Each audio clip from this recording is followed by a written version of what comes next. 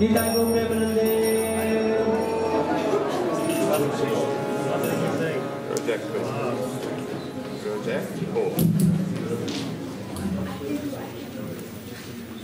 Krishna. Hare Krishna. So we'd like to give a warm welcome to everyone assembled here for today, the second day of Radhadesh Kadamba Kanana Swami's Vyasapuja celebrations for 2018. How was yesterday's Harinam for everyone? Amazing. Although probably with feeling the aches now in the legs? Yeah, a little bit? Okay. Well, don't worry, I'm sure that the nectar that's going to come through today will make you forget about all the aches and pains you're going through. So, we're going to do something slightly different this year compared to previous years. We're going to have a special workshop that Maharaj himself will conduct.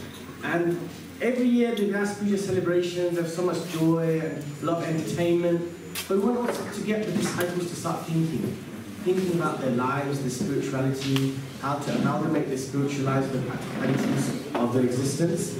So in this vein, we're going to hand over to Maharaj to start off the workshop. It will go from 11 till 2 o'clock, and there'll be various segments within the workshop. It's going to be quite exciting. Maharaj is just briefing them what's going to go on with it. There'll be like various speakers and discussions and topics and group activities as well. So please, with 3 loud Haribals, give massive welcome to His Holiness Kadamba Kanana Swami.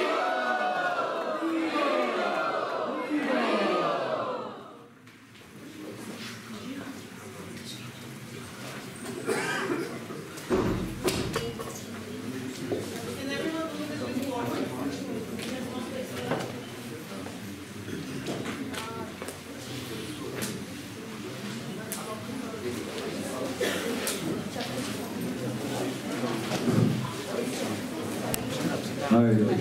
So everyone please come in and have your seats.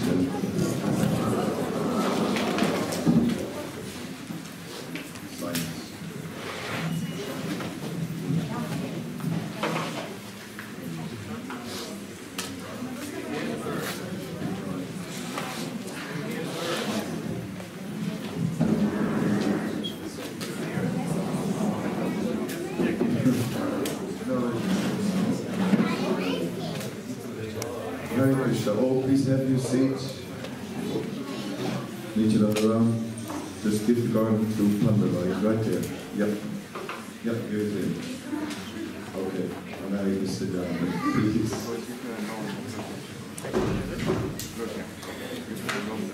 All the devotees from the corridor, please come in.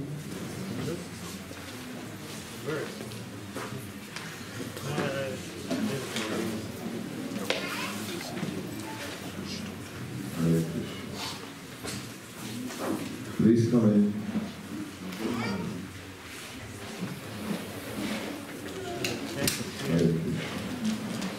Nobody's doing something.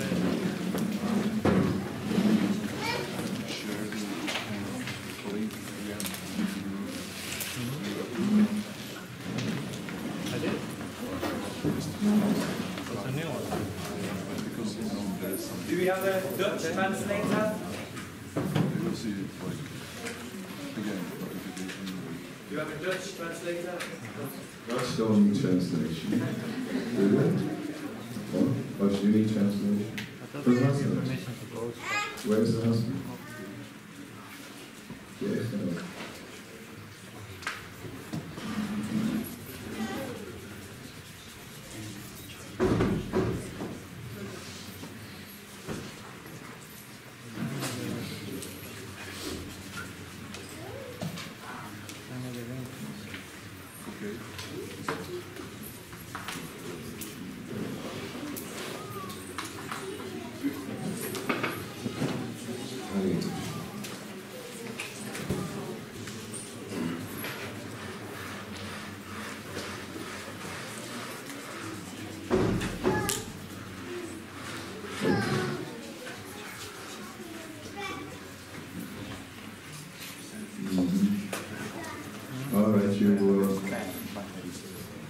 I guess everyone's sort of sitting now. No.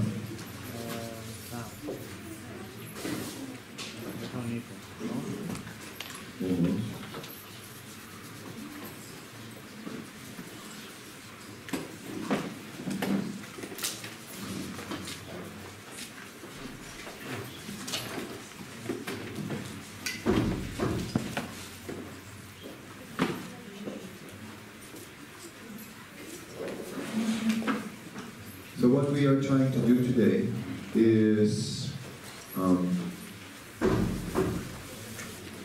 we're trying to not create some entertainment for everyone, but rather we're trying to explore what direction to take in our life. As individuals, we are all individuals who have their own particular natures, and as such we need to find a way of life that suits us. At the same time, we are followers of Rupa Goswami, Rupa Nugos, who has given us a process, who has formulated the teachings of Sri Chaitanya Mahaprabhu in a practical step-by-step process of becoming elevated in Krishna consciousness. And how to bring these two together. Like it is sometimes said that human beings find themselves suspended between, on the one hand, nature, and on the other hand, culture. And we are in between the two. And these two we bring together. So when we speak about individuality, that is one element that plays. Another element in regards to individuality is that our nature, it changes over time. And yet there is something constant in us also that sort of stays with us through all these changes in time. So identity is something that on the one hand is changing, and on the other hand also there's a constant element in it. So we can look at all these dynamics in our discussion. First of all, Gopinath Acharya, who my disciple, many of you may not know him that well because he is someone who doesn't come out in public too often sometimes. And he's a scholar. He has studied our Gaudiya Vaishnava tradition. He is a PhD from Oxford and is part of the Oxford Center for Hindu Studies. And as such, he is a very learned speaker. He teaches here sometimes in Radhadesh in the Bhaktivedanta College also. So he can present to us the historical perspective of how the identity of the Gaudiya Vaishnava, the followers of Chaitanya Mahaprabhu, actually historically developed. How did it all take shape at that time? So that gives us sort of a foundation in our discussion today. And then there will be some other presentations or discussions as time moves along.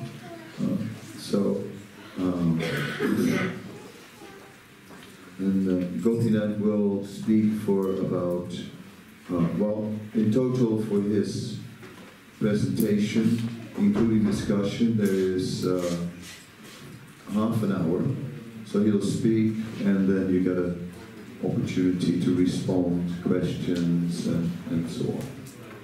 I'll turn it over to you. Thank you.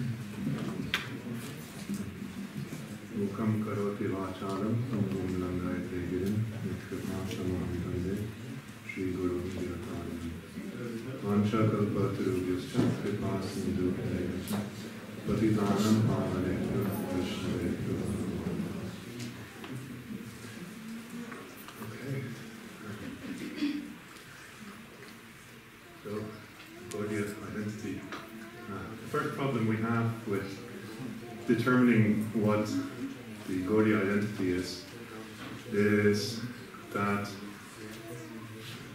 the tradition that we belong to does not refer to itself as Gaudiya until fairly late. Exactly when it starts to refer to itself as Gaudiya is something I'm at the moment trying to figure out, but it is fairly late. We'll find the term Gaudiya used in early texts like in Chaitanya Charitamrita, Chaitanya Bhagavat, and so on. And there it's used in a very literal sense of just Bengali.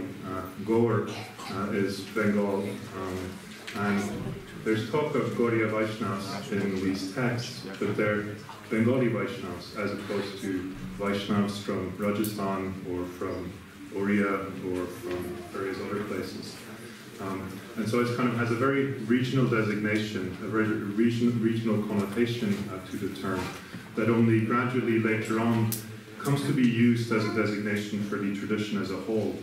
And so it's kind of, it's a difficult place to start to kind of question or sort of look into the nature of identity in our tradition. And one might then say, well, what about us being Madhvas? We often hear we're Brahma Madhva Gaudiya Vaishnavas. And the link that we make with Madhva is also a link that becomes particularly important by the end of the 17th century, but is not a big deal in the early history of our tradition, as we will see. I'll get into that in a moment. And indeed, there are various followers of Mahaprabhu who say, why do we need to affiliate ourselves with the Madhva Sampradaya? Sri Chaitanya Mahaprabhu is Krishna himself, is Swayam Bhagavan, who has descended on earth, therefore he's the origin of our Sampradaya. We do not need to look beyond that. We do not need any justification for belonging to another Sampradaya. A lot of other teachers in our tradition say, no, it is very important for that. But anyway, it's a contested issue. So again, it's not the best place to start.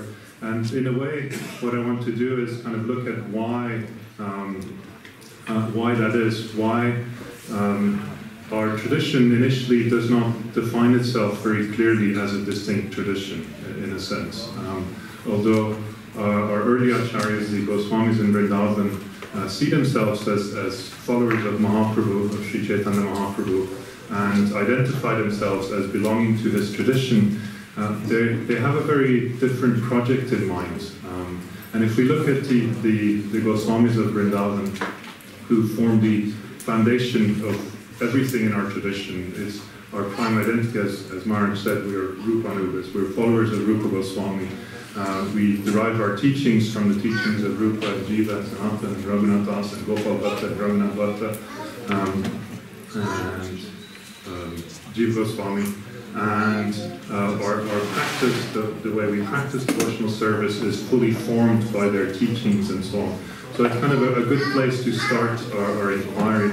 But if we look at them, they never really talk about what they're teaching as being a specific tradition that they're establishing. And the way we can make sense of that is if we look at the context in which the Goswamis were active.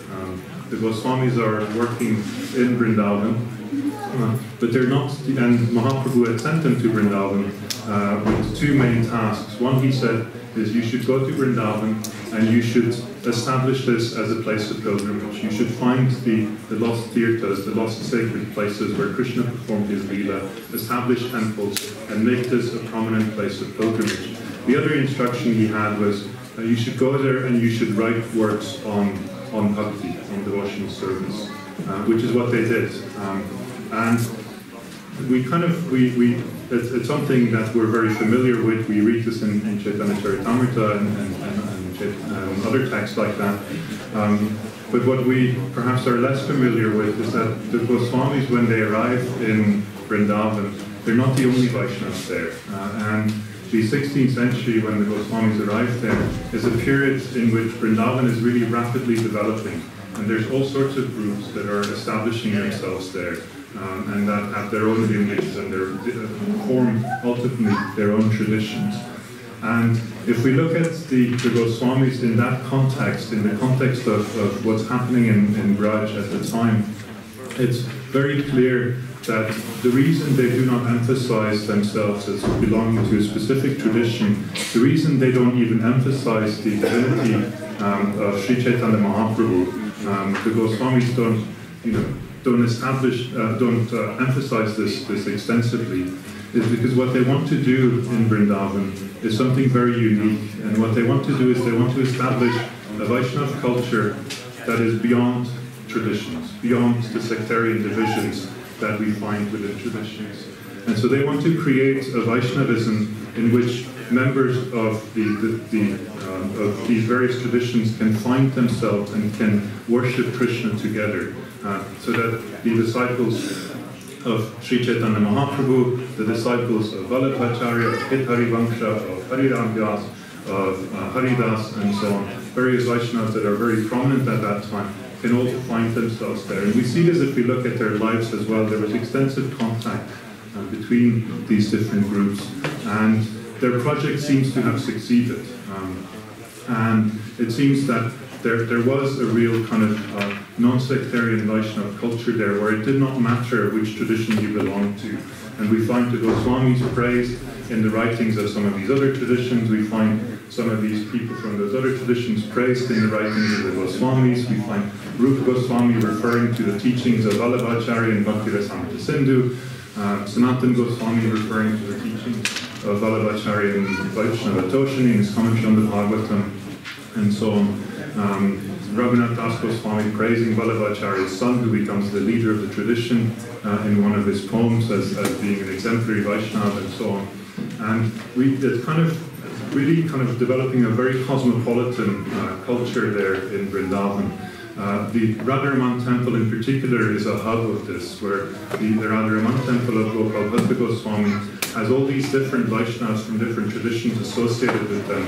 And up until this day, a lot of the songs they use in the daily worship of Radharaman are songs actually technically of other traditions that they've incorporated, because those poets that wrote those songs in the 16th century were very closely associated with the temple of Radharaman.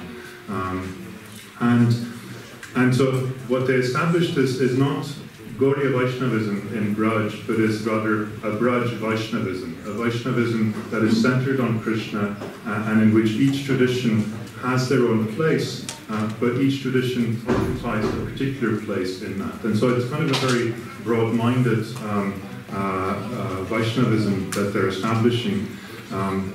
And we see this kind of emphasized in various places. Jiva Goswami emphasizes in Bhakti Sandarbha that when we receive initiation into the tradition, we receive a mantra and the form of the Lord that is worshipped in that tradition. And so we kind of receive, we align ourselves with a particular way of worshipping Krishna and so on, and that becomes our focus. And initially that's all we can see. We see, here's the way Krishna is worshipped by my guru and by my tradition.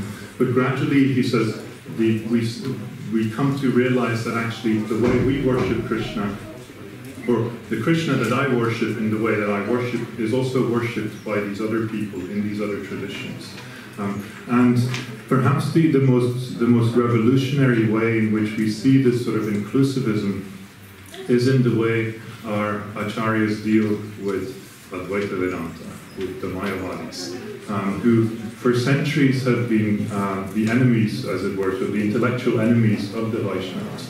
Ramanuja and Madhvacharya in the south have built their entire theology on the refutation, as it were, of the teachings of Shankaracharya.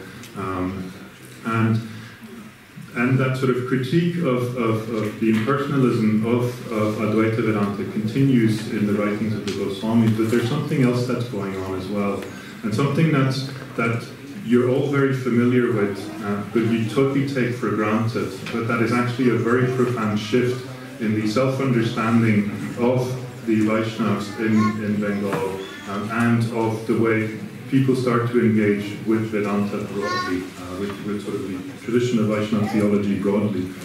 Because what the Goswamis are starting to say is, they say, when Shankara argues that Brahman is nirvishesha, that Brahman has no qualities, that Brahman is impersonal, the southern Vaishnavas, the Vaishnavas of the traditions of Ramanuja and Madhva, are saying this is totally wrong.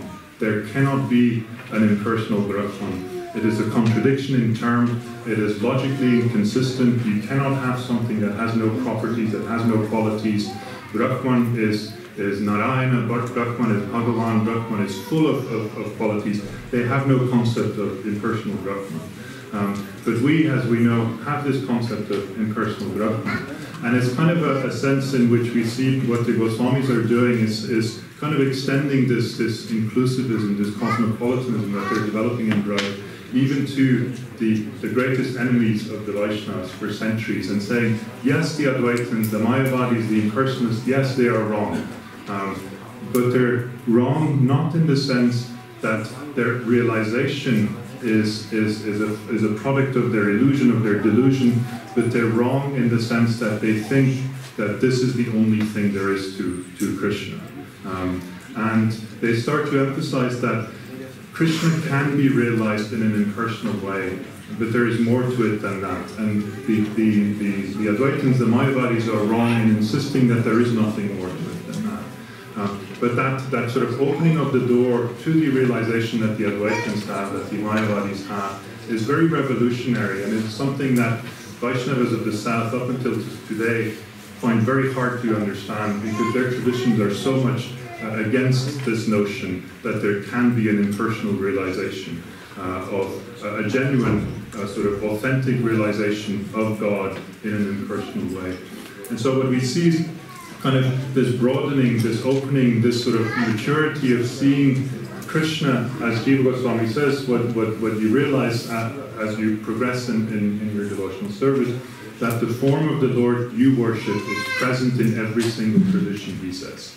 You start to see that, recognize that what I worship as Krishna, what I worship as Govinda Dev, as Madan Mohan, as Gopinath, as Radharaman, those forms of the Lord that I worship, they're present even in the teachings of Shankaracharya, but they're present in a very sort of minute and dull and indistinct form.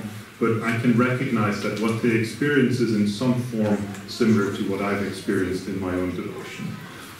And this attempt to establish this cosmopolitan culture is a real success, and it really works up until the early 17th century, so fairly soon after most of the Goswamis have passed away. And what happens then is, by the end of the 16th century, the temples of the Goswamis, particularly the Govinda Dev temple, as well as temples of other traditions, start to become very powerful. They get support of the Mughal court itself, of the highest sort of ranks in the Mughal court, who they start receiving grants, they start receiving villages and sort of tax breaks and so on from those, as well as other temples of other traditions as well, which means there's money involved and there's power involved. And very quickly you see things start to change and starts to degenerate. And what starts to happen is you see Vaishnavas of one tradition criticized in the writings of Vaishnavas of another tradition, who then are criticizing them back as sort of being deviants, as being duplicitous. We have court documents of these Vaishnavas taking each other to court, saying, you stole money from our temple, and you stole the ornaments of the deity, and so on. And you know, they go to the Mughal court for this. So. And we still have those documents. So it's sort of, we have Vaishnavas burning down the houses of other Vaishnavas, and it kind of fits. The history of ISKCON looks fairly tame to what some of the things that are happening at that period. And so it kind of starts to degenerate, and it's then that you start to see a much more firmer or stronger emphasis on the distinctness of the Gaudiya tradition in the writings of our acharyas starts to emerge. There's more of an attempt to kind of say, here's where we're different from all these other Vaishnavas. Here's where we are unique, and here's where we have something that they do not have. And I should look at time. Now, as this then develops, then how is that tradition, that sense of tradition, then preserved and established? And the way it is done is again perhaps different from the way you would imagine it to be. From the very beginning of our tradition, there is no centralized authority. Mahaprabhu moves, he leads the Vaishnavas in Navadvip, in Kirtan. He organizes the Kirtans in Srivasa's house and in the houses of others, but then he becomes a sannyasi, and he moves to Jagannath Puri, where he spends most of the rest of his time on earth. And from very early on, he's the focus of all the Vaishnavas. They always come to him, they look to him, but they don't look to him for leadership, because from very early on, Mahaprabhu says, I will not lead the Vaishnavas beyond those that are immediately around me. And he assigns various other people to do this. And the two most prominent one are Advaitacharya and Kadamba Prabhu, who in Bengal start to lead the Vaishnavas in the absence of Mahaprabhu and start to gather disciples around themselves. And it is something that seems a little puzzling at first, in that you have Mahaprabhu is there, who's the founder of the tradition, but he has very few disciples, direct disciples. And already from the days of Navadvip, you have these very sort of complex lineages of gurus and disciples of people who are initiated by various Vaishnavas in various places, and that continues to develop. And it's kind of it's developed in a very in a totally non-centralized way, in a very sort of spontaneous way, if you want. It's based on the individual charisma of particular Vaishnavas, the devotion that they embody inspires other devotees to approach them and ask for initiation and become part of that sort of circle. And this is how it develops, where you get sort of groups, distinct lineages within our tradition that develop around these certain individuals. And you get two main types. You get the what is called the vamshas, the lineages, the sort of the dynasties, the family lineages, which are lineages of gurus that develop around householders, where householders become gurus, like Advaitacharya was a householder, Nityananda Prabhu was a householder in the last part of his life. And it is their sons generally who become the next guru in the lineage, and this sort of continues up until the present day. And then you have, on the other hand, you have the parivars, the sort of the associations, the communities that develop around celibate devotees, where the lineage is not based on family lineage, but rather just on more like in our sort of contemporary Vaishnava society. And it sort of continues that way, but which means that there's no sort of person who's saying, these people, these are Gaudiyas, these people are not Gaudiyas. It is more kind of a self-identification from within these groups that they say, we are Gaudiyas, and we are Gaudiyas because we associate ourselves with Sri Chaitanya Mahaprabhu. We read the writings of the Goswamis, we sing the songs of Narottam Das Thakur, we worship Krishna in the temples that are established by the Goswamis and other acharyas. And so it's kind of what one of my academic mentors, Joseph O'Connell, called sort of soft forms of institutionalization, where there is some sense of an institution, but it's a very soft form, where the boundaries are a bit fuzzy.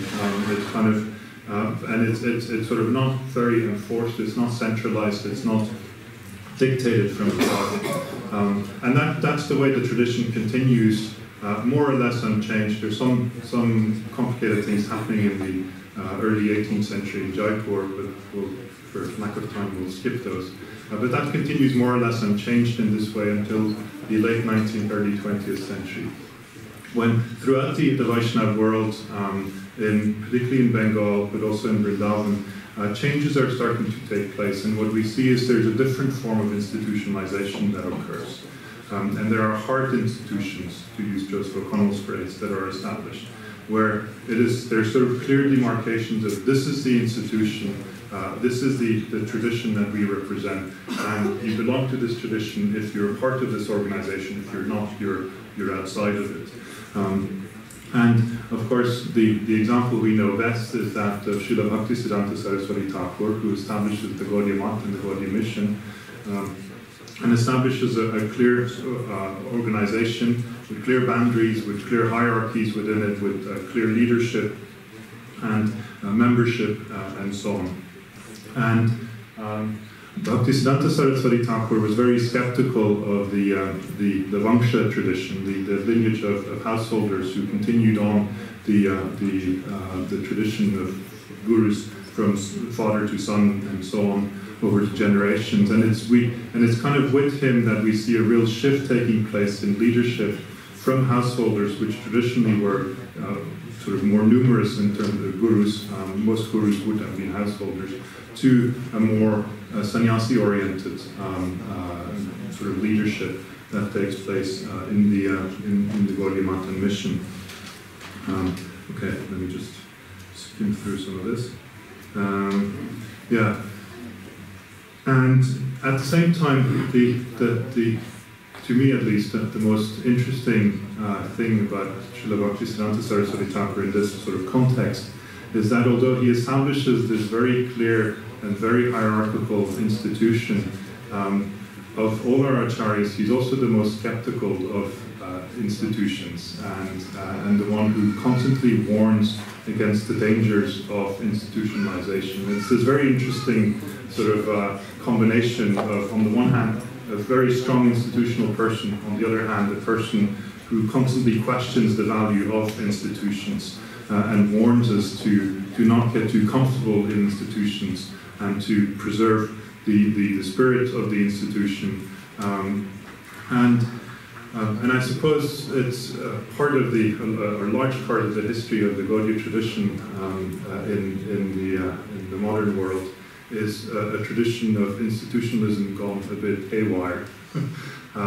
First with the Gaudiya Math and Mission, later on with ISKCON as well, and we could include various other organizations that are much smaller but that are not immune to their own problems in that. And we might sort of think that this is a fairly modern development, that this is the necessary outcome of hard institutions, and that is the pitfall of establishing your identity in such a rigid form which can lead easily to corruption and so on. But it is something that actually has been there all along, that the dangers of people considering themselves more important than they actually are, and deviating from the sort of the established norms of what it means to be a Gaudiya Vaishnava, have been there from the very beginning. There's a work that I've been working on recently of a person called Narahari Sarkar, who was a very close associate of Mahaprabhu in Navadvip. He wrote a lot of songs in praise of Mahaprabhu. Mahaprabhu loved him for his singing, and he wrote a short work called the Krishna Bhajanamrita, the essence, the nectar of the worship of Krishna, which is fairly sort of straightforward in its sort of exposition of the main theological ideas of our tradition. But at the very end, and actually the very beginning and the very end, he starts saying things that initially may sound shocking. He starts talking about gurus who are deviating. He starts talking about gurus who do not share the identity of being a follower of Mahaprabhu. And what is perhaps most shocking is that he's saying, at one point he's talking about this and he says, we've seen this many times during the life of Sri Chaitanya Mahaprabhu. So, which means the very, very beginning in Navadvip, he says, we've seen this happening. And at the very end of the work, he says, more or less, he says, my predictions for the development of the tradition or my vision of how the tradition will develop is not very rosy, it's not very beautiful. He says, what we will see is we will see a lot of deviance, and we will see a lot of people who will deviate from the teachings of Mahaprabhu, and he singles out two groups in particular. He says some will come along and will say, Dharma is more important than bhakti. and they will want to establish themselves in a very respectable way in worldly society and say, this is what it means to be a Vaishnava, to be a respectable person in society. And people will appreciate them more than they will the crazy sadhus who are, wrapped in their love of God and who seem totally who are not respectable on a social scale. And he says that's the first group we should be wary of and we should warn. The second one is, he says, are Vaishnavas who will pretend to be pure Vaishnavas, but will use their position for sense gratification, and they will cheat other people, and they will do whatever they can just to increase their own sense enjoyment while pretending to be pure Vaishnavas. Anyway, he kind of goes on that way, sort of painting a very gloomy picture of the future of the tradition, and he's writing at the very beginning of it all. But then at the very end, and this is the thing I want to end on, he says, there is hope. There is hope to the tradition. And the way we can preserve the teachings of Sri Chaitanya Mahaprabhu, the way we can preserve our identity as quote-unquote Gaudiya Vaishnavas, as followers of Mahaprabhu, is if we, he says, if we stay true to the love of Mahaprabhu. And at the very end of the work he says the only weapon that Sri Chaitanya Mahaprabhu, who is a sannyasi, who has renounced the world and has no material possession, the only weapon he has is his love. And his love is such that he makes no distinction between any types of person, and he just sees their capacity to be devotees. And Narahari says, if we stay true to that, and we stay true to that spirit of Mahaprabhu, of this selfless giving love to others, and this sort of broad-mindedness, this open-heartedness to others, he says that will be the future of the tradition. That's how the tradition will survive. And we see this is what the Goswamis were trying to do, and what they established, what they were able to do until money and power got in the way and things got a bit haywire in Vrindavan. This is what they had established to do, give that love that Mahaprabhu had given to them, to others, and see others as part of, as a sort of an expression of that love in their collective worship, their communal worship of Krishna. So, I'll end there.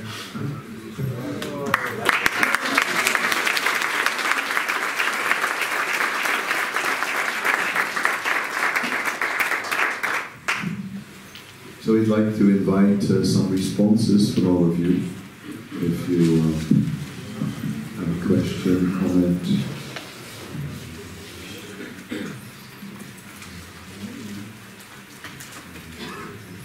So, Sujata.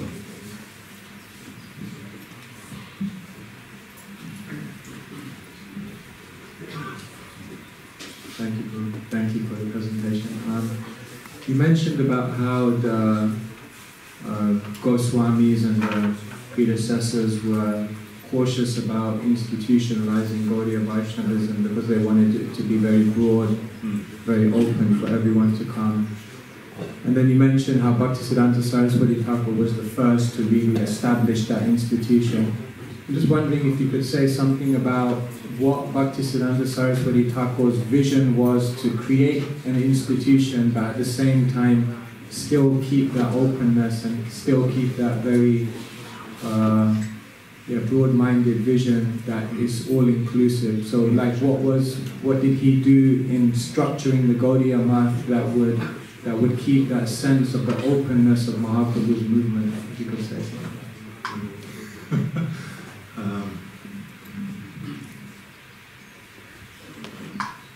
There's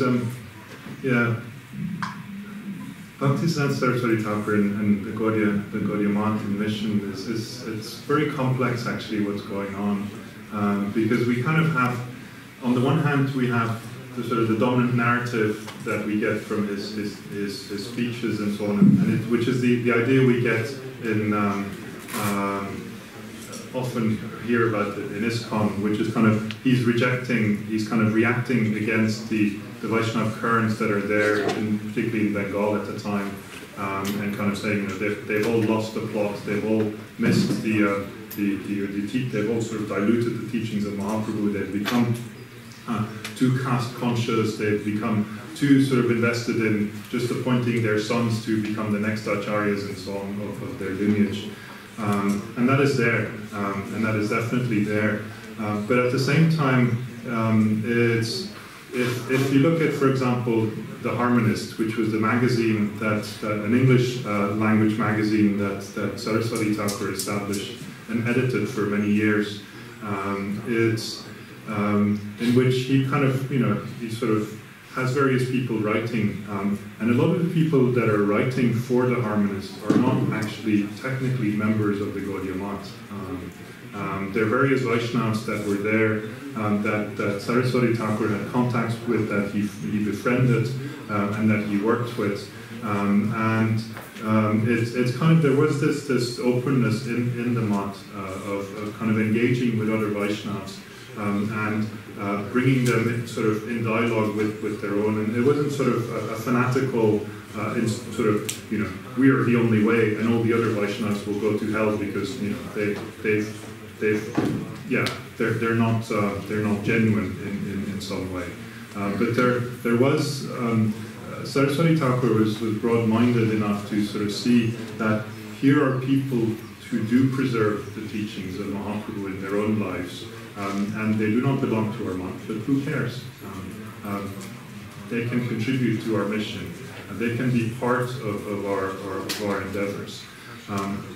And in his sort of criticism of institutionalization, he was very conscious repeatedly of retaining that spirit of looking beyond the tradition, of looking beyond the institution, and not taking the position that you might have in the institution for granted or use it for your own personal ends, but rather to kind of continuously, in the words of Narahari Sarkar, which actually Bhaktisiddhanta Saraswati Thakur said, or is reported to have said by several of his disciples, that he said that there's 4 books that are essential for all Gaudiya Vaishnavas.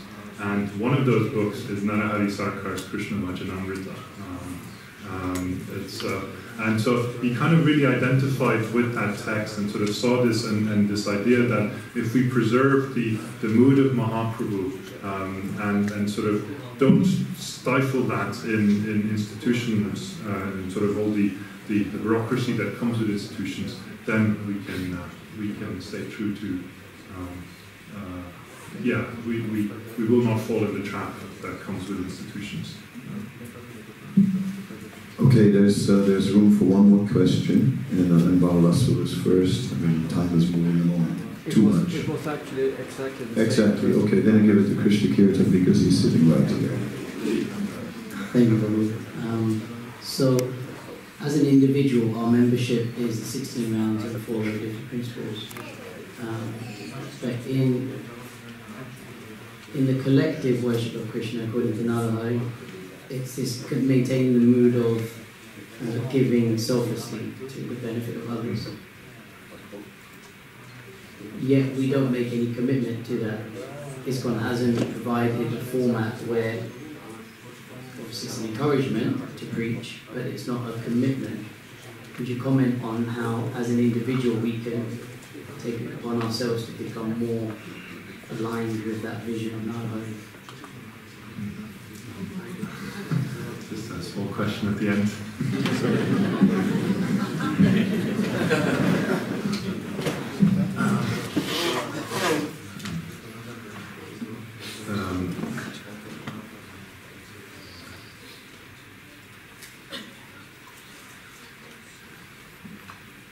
Okay, I'll answer your question in a fairly roundabout way, but I'll hope to get there in the end. It's very interesting if you look at our initiation vows, that apart from the chanting, 16 rounds, in a sense, everything we're vowing to do is what we won't be doing, and things we will be abstaining from. And I mean, in a sense, the sort of we don't vow to become Krishna conscious. And that's my point, basically. We don't vow at initiation that I will become Krishna conscious. We vow to do certain things and to abstain from certain things, but we don't vow to become Krishna conscious because, in a sense, that is not ultimately in our hands. That is by the grace of the Lord, by the grace of Mahaprabhu, we will attain love for Krishna. But we vow to do things that will help us, that will make this conducive to that, that will allow ourselves to not obstruct the grace that flows freely from Mahaprabhu. And so, if we think of it in those terms, then in a sense,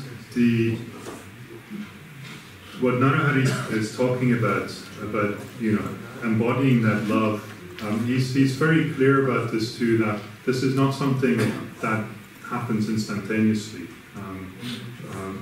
In the beginning, we do not embody the love of Mahaprabhu. We're more the recipient of his love.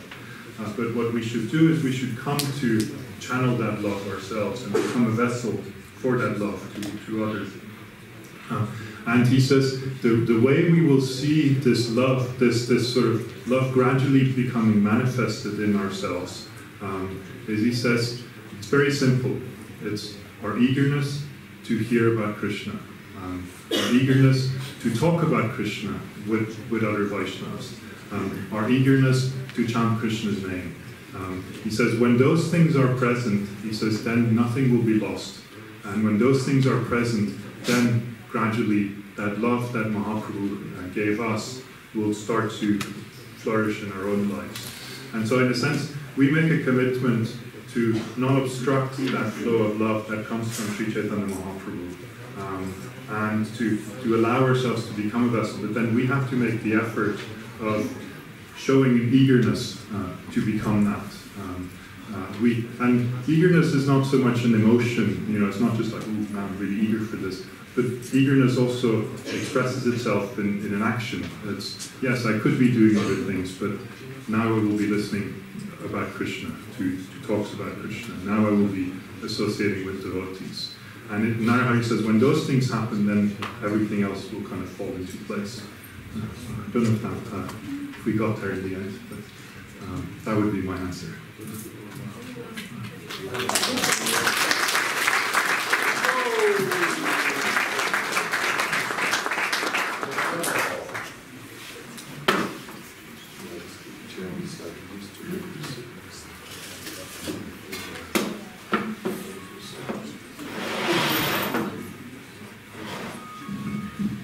Thank you very much, Gopinathacharya.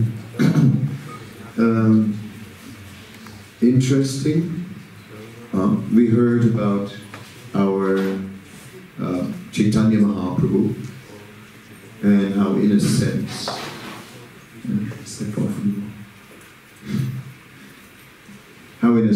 our tradition started with Chaitanya Mahaprabhu because he is Krishna.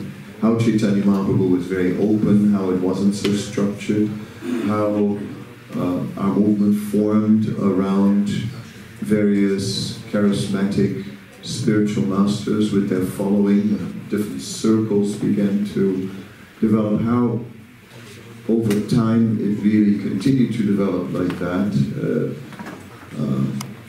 Quoting Joseph O'Connell, the soft institution, and then the more hard institution that came into being with Srila Bhaktisiddhanta Saraswati Thakur, and even more so in ISKCON, in a sense, because that's my comment, my edit comment. Because, and I'll pick it up from there, I guess, pick up the thread. When Srila Bhaktisiddhanta created an institution, it did get a more formal identity.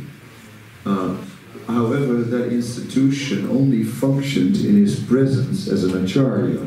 So in one sense, although he had spoken about a governing body and all that, that never came to into existence in his presence. Only in ISKCON did that ever happen. Did we ever have a situation where Prabhupada started the movement and as an acharya had an institution, and then after his departure, it carried on as an institution, and we are part of that institution, or affiliated with that institution in some way or other. We are in one of the facilities of the institution right now. So, whatever our... And that institution is important. It is clear that when the tension of openness, or creating the opportunity to allow people from all kinds of backgrounds to easily gain access and to fit in. If you don't institutionalize things too much, everybody fits in. If you make a very rigid institution, then everyone has to be sort of in a mold, and not everyone likes these molds or fits in these molds. So what to do about that? But obviously the value of the institution was to clearly preserve teachings, a tradition, practices, and facilities for practice. Like here we have a project named Radhadesh. Obviously the idea was the land of Srimati Radharani of Radha Gopinath. In historical sense, Radhadesh means something else. And it means the land where the Ganges doesn't flow. In Bengal, that area is known as Radhadesh, and originally was Rastadesh. Whatever it may be. So the point is that we rely on the temples, we rely on the programs that are offered. We do not often consciously contemplate on our history, but Gopinath Acharya made us a little bit more aware of our history and our historical connection. And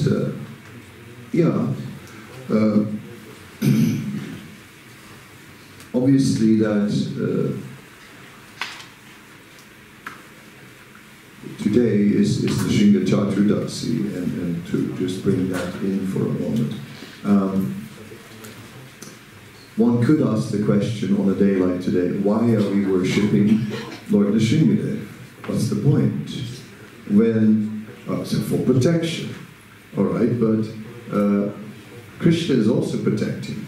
Right? Krishna kills so many demons and so on, and so why separately turn to a deity like Lord Nrsimhadev? Now one can research that, and one can come up with various reasons given by various acharyas, like, okay, Bhaktivinoda Thakur highlights this Sarva Vigna Vinas, and this removal of all the obstacles in the heart and so on. But if we ultimately look at why we're worshipping Lord Nrsimhadev, it's because Chaitanya Mahaprabhu did it. That's the bottom line. And because he sets our standards. And I think that's where you sort of begin, and I think that is a fact. We are followers of Chaitanya Mahaprabhu and Rupa Goswami and the six Goswamis, fill it in, and the acharyas build structures around it so we can preserve it. Yes, like this movement started, and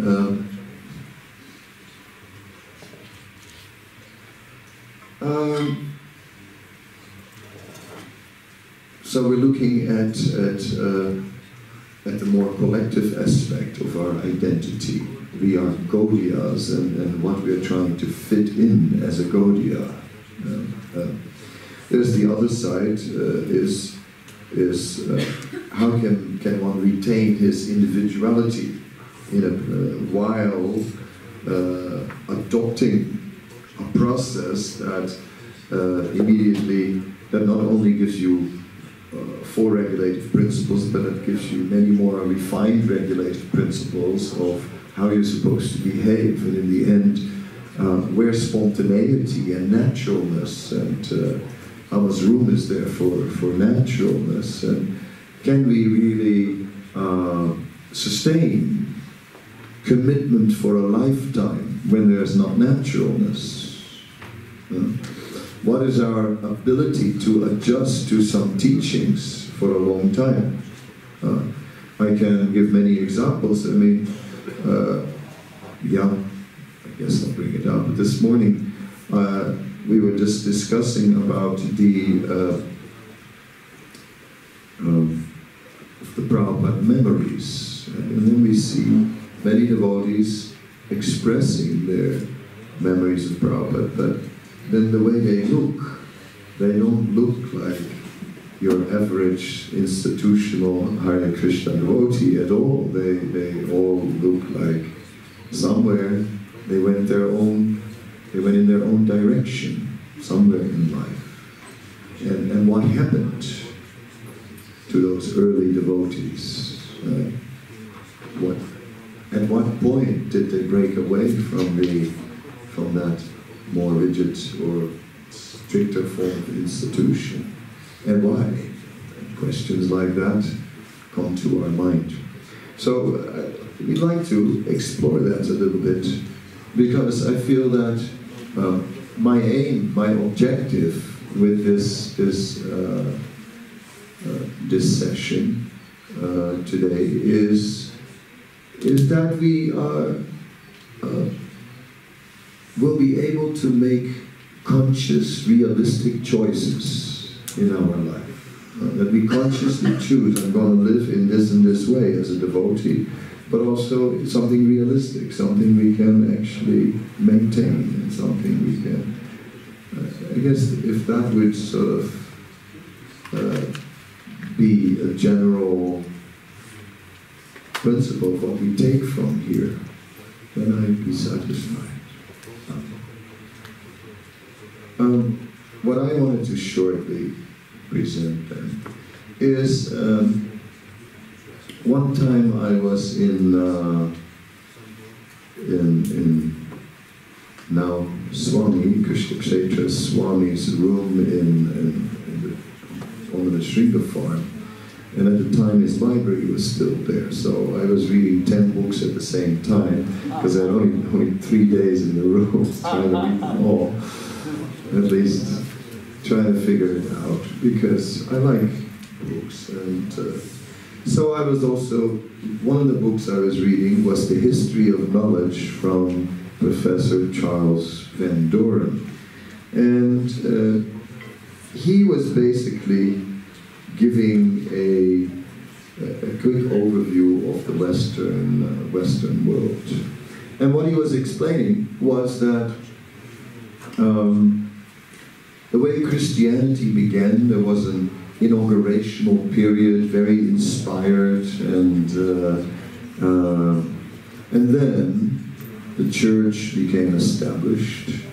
And then he described what he called a theocratic era, where the church was very strong, and you couldn't, at that time, the question was, what is bona fide? And it was very important to know what was bona fide, because if you were not bona fide, you might be burned on the stake, or they had other varieties of treatments as well for those who had some deviance. So these things obviously limited not only the way people thought.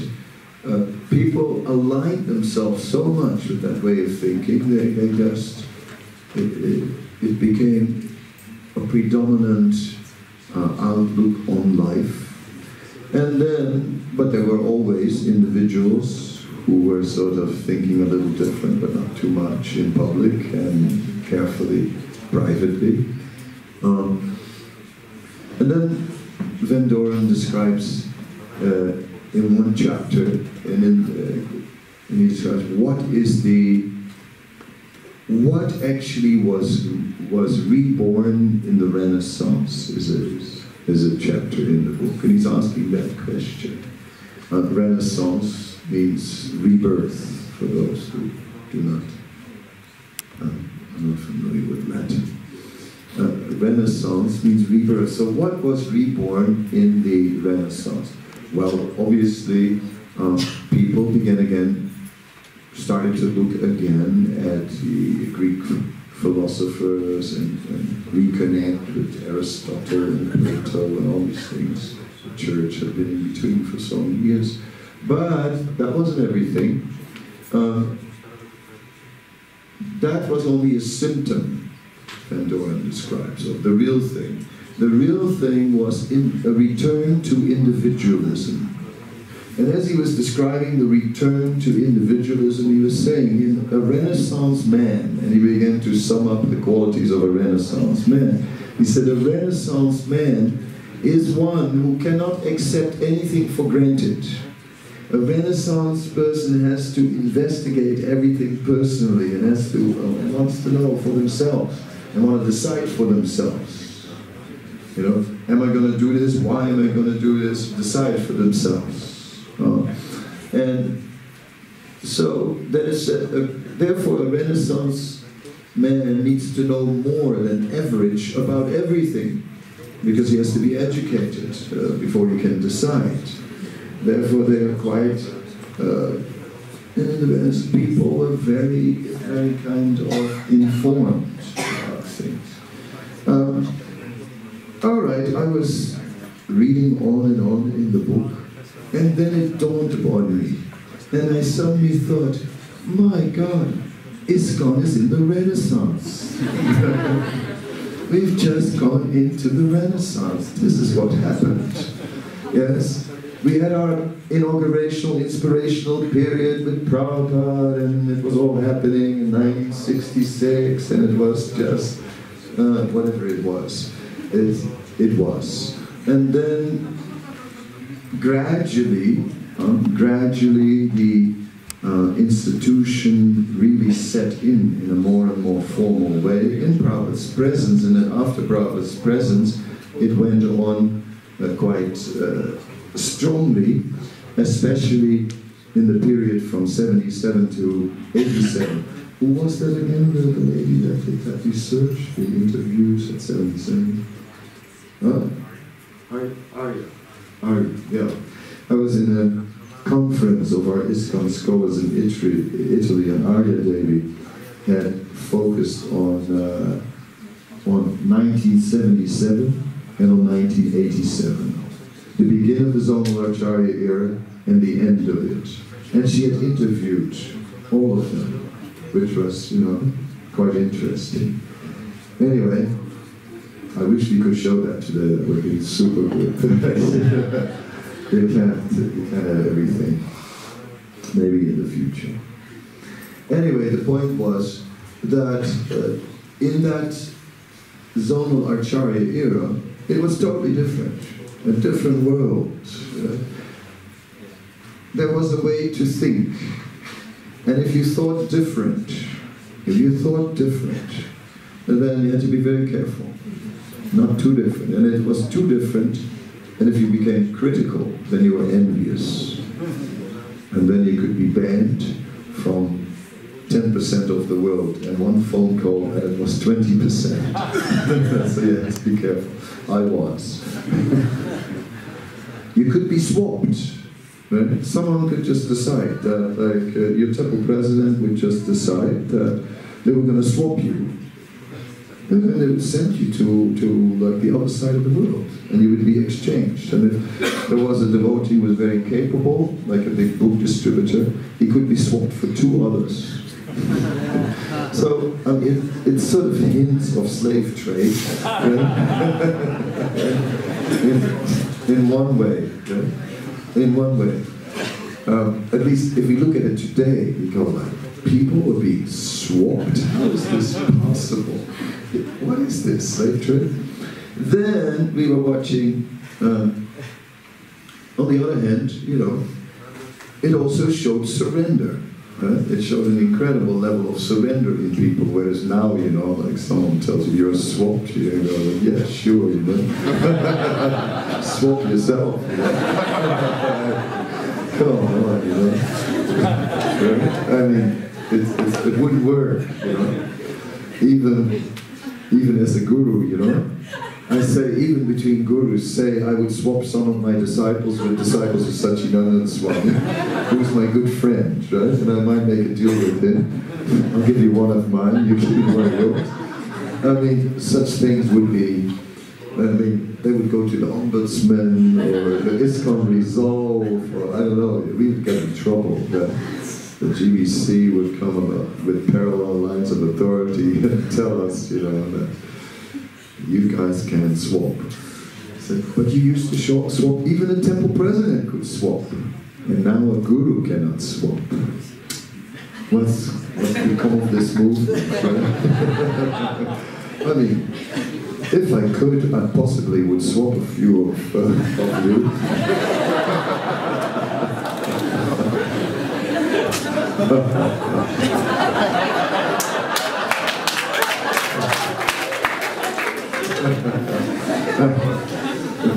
To improve the quality of the disciples of our gurus.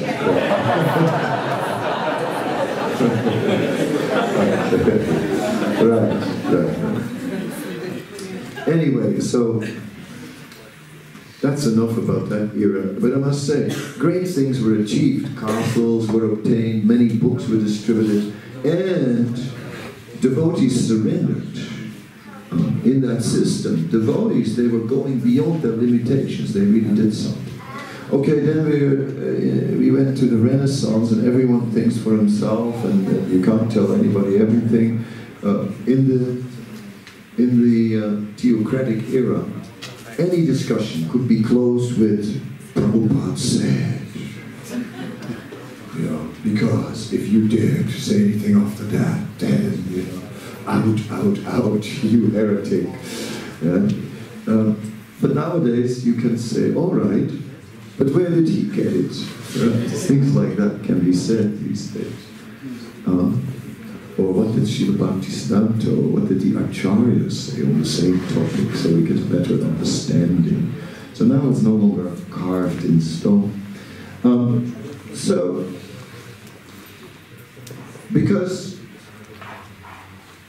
I am not going to expand on this topic, but Sadhbhuj has a topic of which I just cannot remember the title. I am so sorry. Sadhbhuj, what is it? Sociology of Individuality. Sociology of Individuality.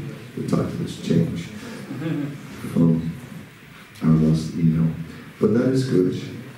And so he will present something next, and in the course of that, but he'll connect more to ISKCON and changes in ISKCON, and take it from there. He's gonna do a PowerPoint, is it? Yeah.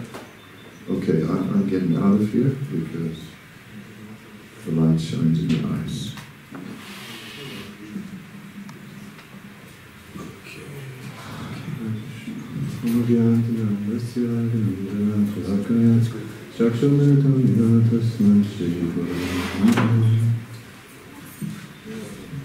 Okay, let's see what comes out of it. I'm very grateful for this opportunity, and I think it's very relevant discussion for all of us, because we are living in this movement and supposed to be independent, thoughtful. So here's some food for thought. It's just one angle on the whole thing, but I think an angle which is not often considered or recognized. So, first I want to say a word on this, like a definition, individuum. It's actually a very interesting word, because usually we take individuum as very, not like I'm completely different and separate from everybody. But inside the word also, it means we are not separate from each other. We are in is not, and dividing is separating. So it's like in this world, it's a very nice world because it's Achintya Bela Bela Tattva is inside of it. It's already like how we are trained in the Western world. No? Like what I want to come up with is to become more aware of our cultural background and of what we bring into Krishna consciousness and how we perceive the ancient knowledge and the acharyas and how much of us is like filtering from our cultural background. So individual, usually we have the cultural background that's very, like I'm against the world, but it's actually has both aspects. And if we see our acharyas, we can see that they were very individual. They were very much differently expressing their way to practice Krishna consciousness. And sometimes in a very opposing way even. We have Gokishodas Babaji, he was like not reading and writing, he was just sitting and chanting and like completely, And then his disciple Bhaktivinoda Saraswati, he was like the biggest scholar of its time. And even Gokishodas Babaji, he gave the instruction to Bhaktivinoda Saraswati, don't go to Calcutta and preach. They are anyway not interested. What do you want to go to them? If they are interested, they will come to Mayapur, but they are not coming, so it means no use. And then Bhaktivinoda Saraswati had to follow this instruction. But if we look at the history, he went to Calcutta, he was preaching. But then when he was asked, he said, I don't go to Calcutta. My mind stays in Mayapur. I'm in the mood in Mayapur. And I'm not preaching. He had this famous quote that if you think the world is in need of a reform, you're in need of a reform yourself. So he didn't see himself as a preacher, he just practiced Krishna consciousness and shared it. So we can see that amongst acharyas there's a lot of different expression of their individuality according to their nature. They practiced their Krishna consciousness and presented it also. And we can see also nowadays, I did a study on all the different strategies, preaching strategies, and I could understand that the strategies are working because they fit exactly to the person who is using it. Each one of our swamis, they have different strategies, and it's working because it's fitting to their nature, to their personality. If you see in the early days of our movement in Prabhupada, it was very much a family culture, and there's now this book out, Shooting the Rhinoceros, and you get a lot of information, background information of how much drugs are being taken and any other things. And we can see that Prabhupada was very much accommodating different characters and individuals. And if you know Guru Das, he is like very much trying to make this point when he is giving presentations that Prabhupada was not like trying to mold people into some form, but bring out what is there in them as a devotee.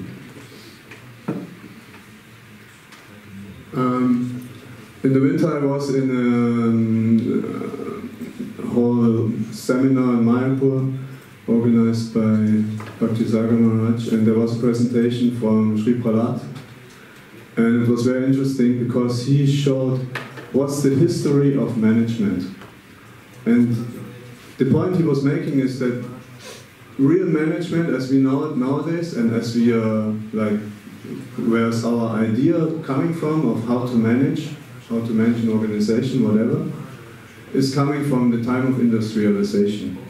And it's very interesting because this was the time where basically farmers moved into the city and had to start a complete new life, complete new work, something which they didn't know anything about. And it was shaping the whole society since then. And there's nice parodies and comedies from Charlie Chaplin about this time. Maybe you saw it. and the paradoxes of this time. And Charlie Chaplin, he is showing that the spirit was, these people who are working, they have no idea, they don't know anything, they are like completely new beginners. We have to take away all this, what they have, because it's not useful, and completely give them something new. New identity, new values, new everything. Right? And they were treated as like just, yeah, more or less slaves.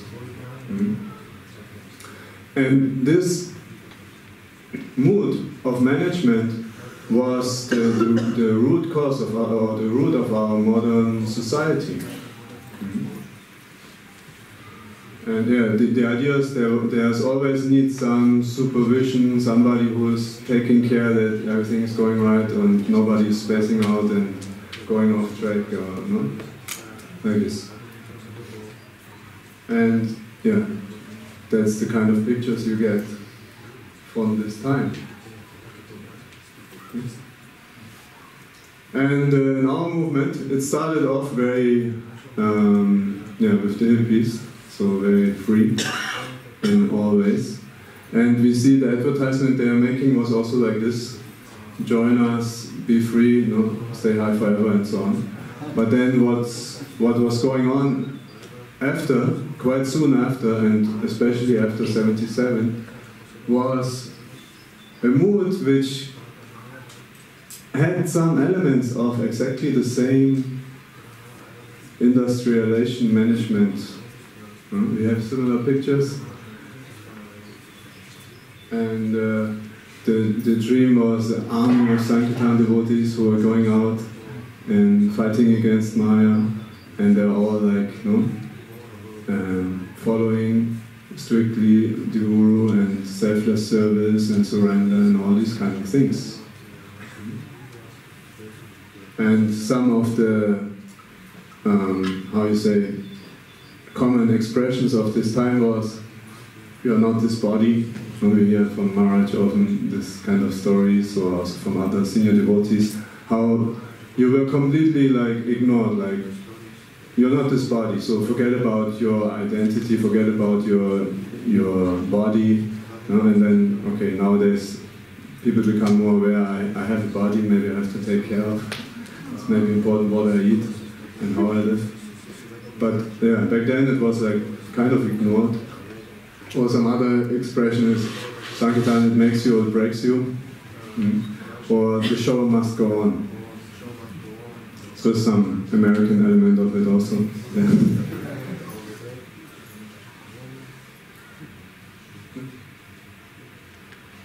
So yeah, the mood of camaraderie and brotherhood was very much influenced by our Western culture. And now we can decide for our generation which model do we want to follow. Do we want to follow the model of an international, multinational corporation with a logo, with a headquarter, with like this like autocratic, bureaucratic management? Or do we want to follow more like a living movement with all the aspects, more individual, more original, I would say. And of course, Bhaktivedanta Saraswati, he was in this critical time of industrialization, and he incorporated elements of this industrialization and made a movement. He took things from the Indian Railway and from Ramakrishna Mission and all this. And he was well aware that there's good aspects and parts and bad aspects and parts. So that's our job, to be aware of both aspects and to become like critical of which aspects to take and which not. Maharaj often in his lectures he tells about the temple president who was like, he met on the beach, he didn't came back for 3 days. Most of you probably know this lecture. And I want to give another angle on this. it's we have many stories of devotees, the Sankirtan devotee who went back home. So we have many stories of devotees who, for some time, they really sincerely try to practice Krishna consciousness according to the idea that is given to them. But oftentimes, this idea was very much, okay, you have to be brahmachari, you have to distribute books, or you have to, whatever. It's a very, restricted idea coming from an era, we are influenced from this era. And the senior devotees, they lived this era and they had some effect with them. So it's coming from this era where individuality was not considered something relevant or important. And my observation is that often devotees, they try to fit that role, they try to fit in that mold for some time, but at one point it's not working anymore. And one reason is it's because it's not according to their nature, and the other reason is because they get free from let's say, the spirituality or the consciousness makes them aware that their progress makes them aware, okay, I need to change something, it's not working. And my angle is that to be more conscious about our nature and engage that in Krishna's service. Prabhupada had in his pranam this Nirvishesha Shunyavadi. So this impersonalism, he came to take it out, and especially also from the Western people. He was once this all famous stories that Kirtananda asked him why you were speaking about his Mayavadis all the time. So this impersonalism was present there with his Western disciples, and my point is that it's coming from the cultural background we are grown up with. So, yeah, I teach astrology, and then sometimes I use these pictures, and we are not this body. It's the first step to understand. And the second step to understand is what kind of body we are not. And to understand, to engage that body according to our nature in Krishna's service. And that this engagement, especially nowadays, we are not grown up in Varnashram system and everybody fits in some of the categories. It's very individual, and it's not always according to textbook. And also we have it needs a time to find ourselves, and the society should support, or the devotees should support each other in finding their place where they belong to, finding their nature, finding their situation, their engagement, and so on.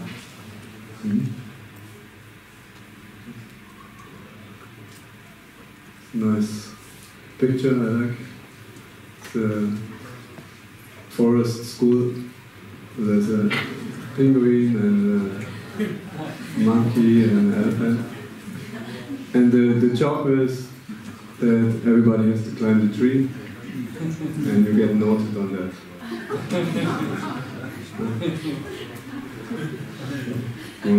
One size fits all kind of thing. So good luck. Feel the fish.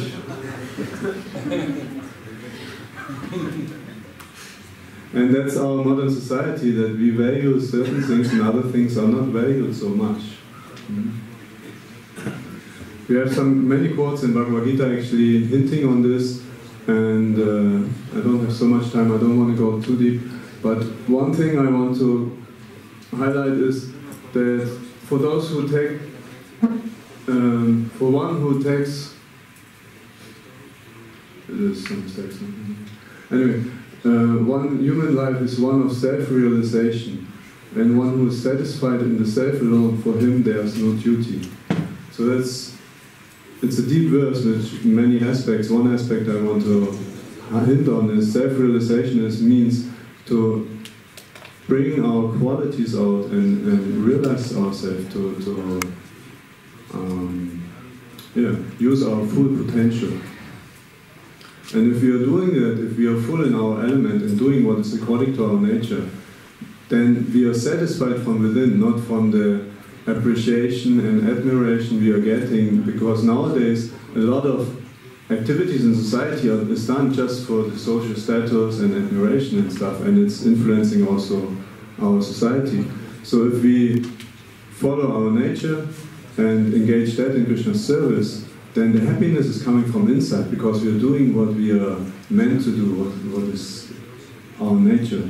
And then it doesn't, like, we do automatically the right thing. And we have many examples in our movement also nowadays, very individual characters. If you see the whole Chaitanya movement, like in Chaitanya Lila, some devotees, you wonder if they would be allowed in ISKCON temple nowadays. And actually these are the examples which we appreciate, which we try to follow, which we get inspiration from. So those examples who are, don't worry about the expectations, but try to engage, try to find their nature and engage that nature in Krishna's service. Okay, at the end, maybe I have some more stuff, but maybe it's too much. So at the end, one quote: "The water of the world's history flows steadily down the valley named freedom. It's not possible to turn it around, merely blocking, but holding it too long will break all dams."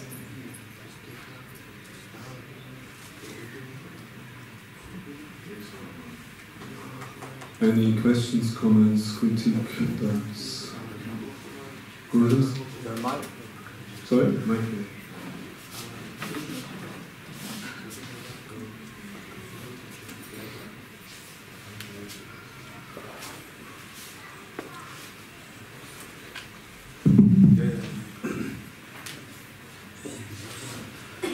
Thank you, Prabhu. Wonderful presentation. If you don't mind, just to play a bit of a devil's advocate, it's things that are coming up in my mind and heart, but not too strongly.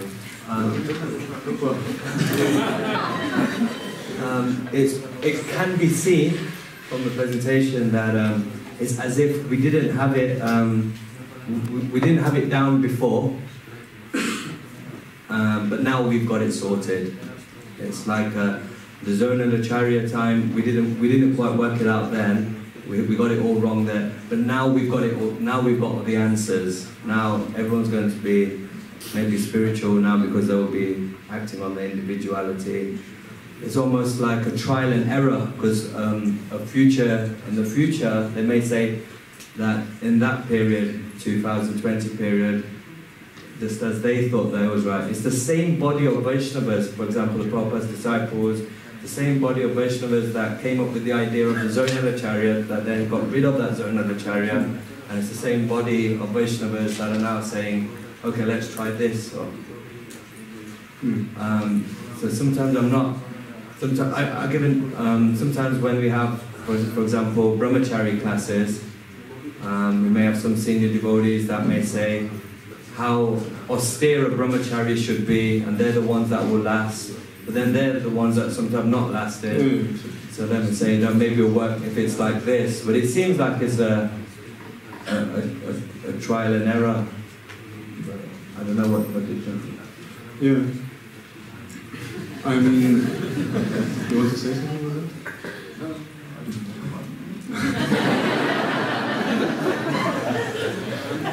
It's a good point. I have another picture talking about the balance between this, and it's a very important point. That's why I said in the beginning, this is just one angle, which I feel oftentimes it's not represented enough. And definitely now, like, the tendency is always to go from one extreme to the other, and it doesn't work out either.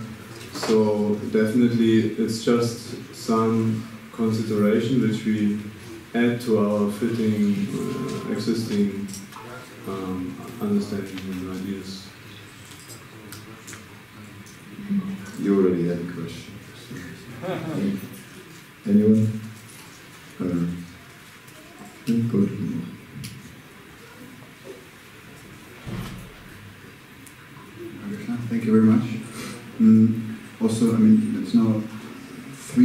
which come together in my mind is the lecture of Sutta Prabhu this morning, his presentation of Gopinathacharya and your presentation. The reason why we have, I mean, it's more a question but also a comment. The reason why we have an institution is because we are not so strong spiritually as the, how do you call them? The direct associates of Chaitanya Mahaprabhu has been, and also with Chaitanya Mahaprabhu there hasn't been any need of institution. But nowadays we need this institution very much. It's just a question also because we are not so advanced. And also the topic was fearlessness in Sutta Prabhu's lecture. And so we cannot overcome fear unless we are Krishna conscious. So also fear is a part of institution, isn't it? The more we fear Maya, for example, the more we fear our fall down, the more we need institution. Is there something to it?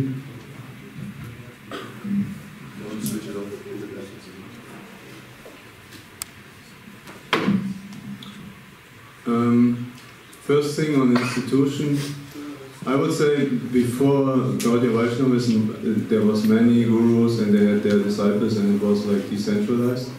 But then it also went off and they created all kinds of deviations. So it's always important to have philosophical guidance. And what I would say one reason why institution came so strong is because Bhaktivinoda Saraswati, he wanted to reach more people. He wanted to reach the whole world. So therefore he needed a structured movement.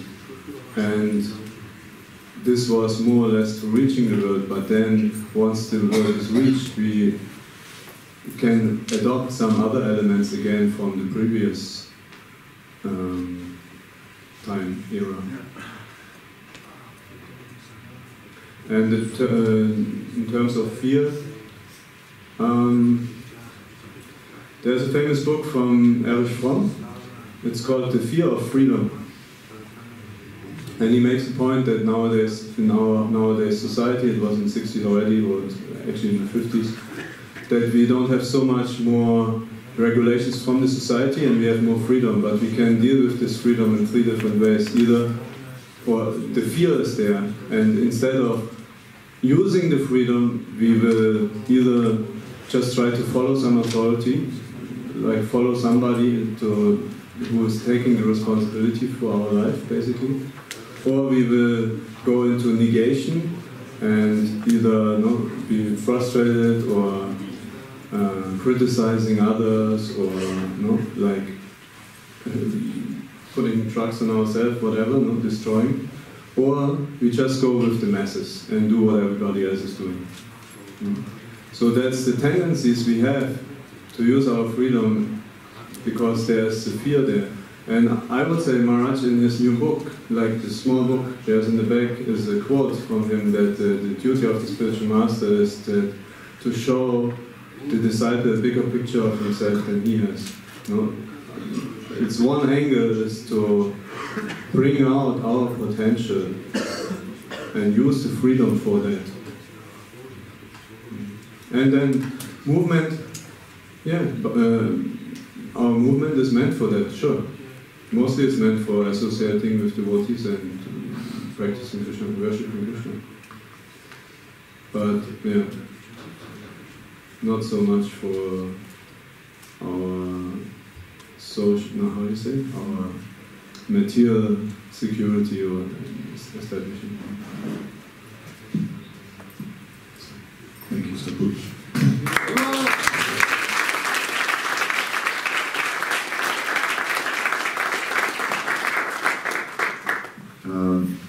So, Sapuj was showing us a definition of the individual and showed us how both there is the individual nature and also a collective element in each individual, and maybe showed us how there can be room for individuals to make a contribution to this Sankirtan movement, maybe more so than just following a leader, but having their creativity, and he showed us some leaders like that who made contributions. And I think that is something we can consider. We can think about what can our individual contribution be. It may be true what we heard, that we are weak and that there is a society and that it's nice to find a shelter there and a structure and a familiar ground, but it's also necessary to be, like he said, independently thoughtful and all these things. Now, I'm not giving a judgment about no, I'm saying what I'm trying to do is trying to give a summary of what you said in my own words. I mean, because we have to end this part.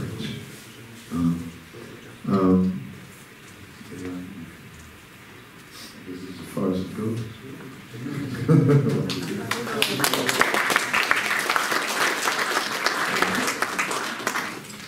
Because that's a very short time. It's like, what I was thinking is this. In order to give all of you a little opportunity to also partake, but there's way too many, right? For everyone to, if we would divide everyone up in groups, we would get a lot of groups. We certainly can do such a thing, but we could not take information back from all of you. That would not be possible because too many people. What we want to do is at least have a few groups who will work on a project, and one of these groups we identified, and I want 10 people maximum. I already have one, so I want 9 more people, and that group will do some community development. They will basically think for a while. They'll shortly after this there will be a 5-minute video, maybe 7, something like that, which will also raise a few questions. And done by Govinda Mohan, who is in Australia and was supposed to speak here but had some issues and couldn't come, so he sent the video instead. So this community building group, they would go, sit somewhere in the break and maybe discuss a little after that, and then start building a model for us. And that model will consider different aspects, and Gopali will coordinate it, and she's already got like some preliminary work done so that discussion can take place on that. So who would like to be part of a community building effort? Okay, 1, 2. So, okay, you're accepted then. 2, we have 3, 4, 5. Who do you need?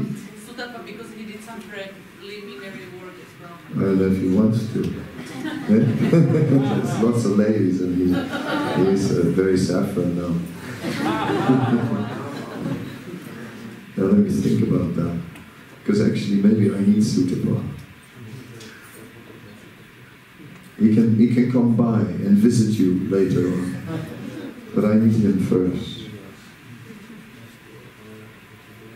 Yeah, I think I need him. Okay, you got Lakshmana. Is that enough already? I mean, I lost count now with this. Yeah. Okay. Yeah. Okay. So then, Govinda Mahan will speak about succession in our movement. So succession is obviously the future, so that's interesting. So let's have a few people who speak about succession. Anybody ready for succession? that there's not going to be any succession. Yes, okay, we got Vishwambara on succession. We got 2 Buddhas, yes. We got 3 gold drum. We got a hand over there. 4. We got. Let's go up to 8. 5, 6. Say 2 more. 7. Okay, we got it. 8. So that group will also meet in the break, and you can carry on a little bit after that, and then you, but not too long, and then you come back and make your presentation. So you got to come up with a presentation, not too long, 10 minutes or so. Summarize your ideas in 10 minutes and present. Okay. So let's have 2 groups like that will work. You're ready? Okay.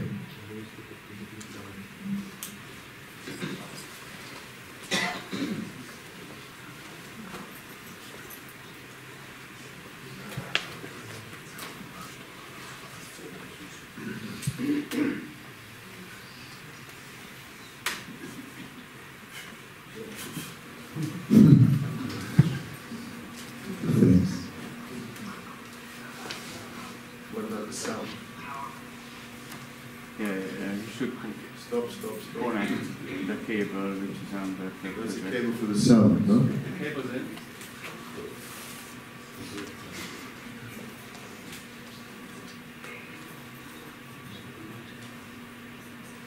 Huh? Cable plugged in.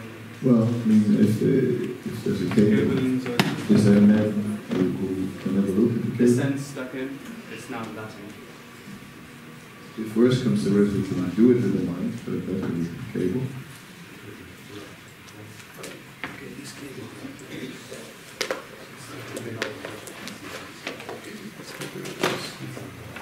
Otherwise, videos are videos, and they always have problems. So, it's not essential. We're living in this video age, right? Everything has to be audio-visual. And when we talk about this movement not being traditional, being contemporary, I mean, the Hare Krishna movement is very much into their phones and into like electronics, like maybe at least as much as everybody else, if not a little more, right? Somehow or other. And we have all the latest updated gear and stuff, most of us, and it's like we are the constant communication movement to a point where it's just like makes you totally brain dead. You know, you have no time to think because it's just constantly typing away, and it's getting short. Email is out. It's either WhatsApp or it's Messenger or it's on another forum. And sometimes you get a message on one forum and then they reply on another forum and you got to jump between forums. It's absolute insanity.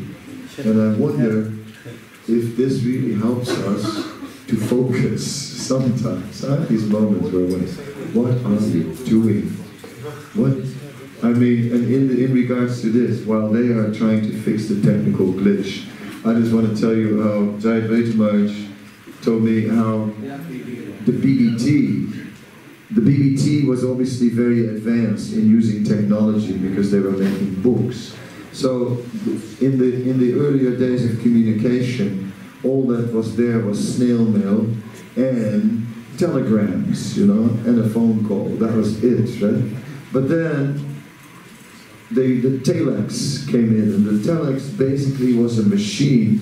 You typed on it on one side, and then via the phone net, somewhere else, out of this machine, a strip of paper would come out with like a message. So the devotees had one in LA and one in New York, and they were using it, and they showed it to Prabhupada, and then... discussion, I'd like to take... Okay, just let me finish my point. Right? And then the devotees were showing Prabhupada the machine and said, you know, we can communicate, and they sent a message to LA and nothing came back. Then they send a message. His Divine Grace, Prabhupada is here right now, you know, and then a message came from the other side, you know, like, please accept, a whole bunch of prayers came on the telex. And Prabhupada looked at it all and said, this is not a good thing. It will only increase the gossip in our society. And that was the telex, and I tell you, it was cumbersome, you know. It was hard to get that strip of paper out there. So, I wonder about it, you know, and personally, if all of us in ISKCON would just come together for like something like a Kumbh Mela, and we'd all go to the holy river, and we would all pull our phones out of our pocket and all together throw them in the water. Wow, I promise you, I will lead the ecstatic kirtan after that.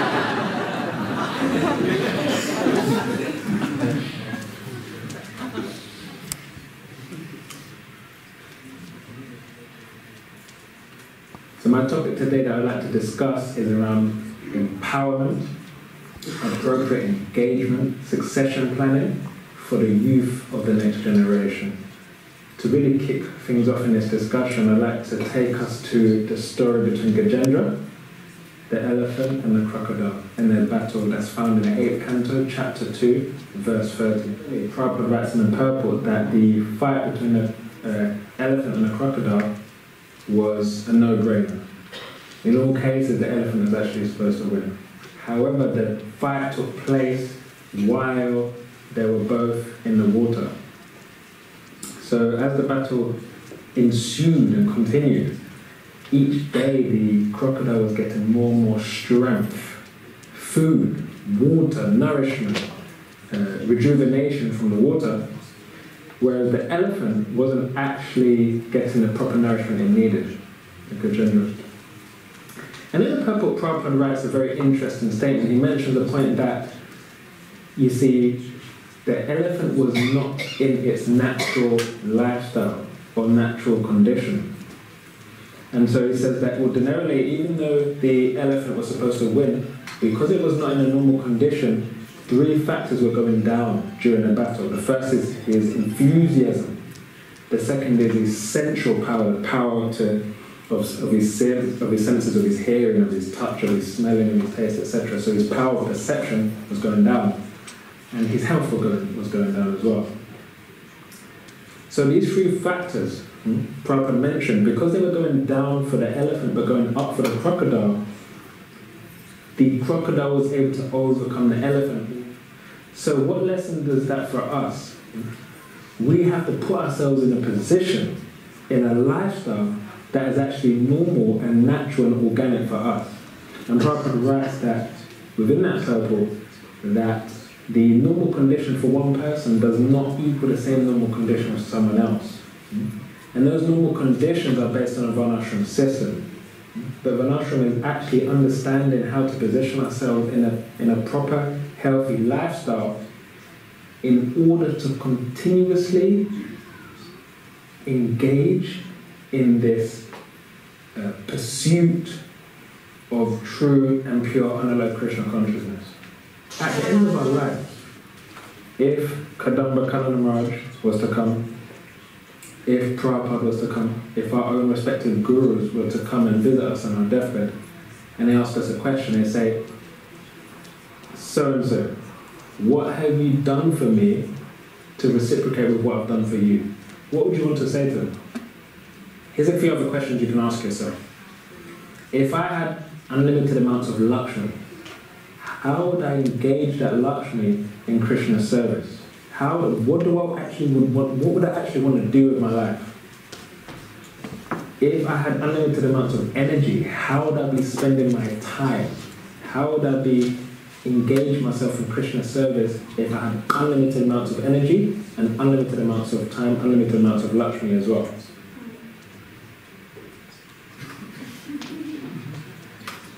Yeah, so who wants to be rich?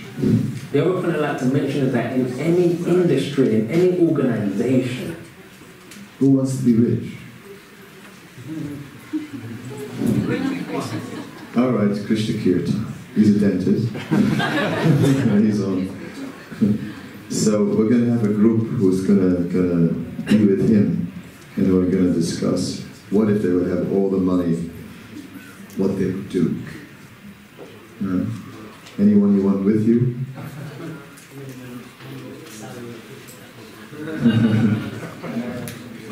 Who else is interested to join him? Quick show of hands. Okay, yes. So you're already in another group.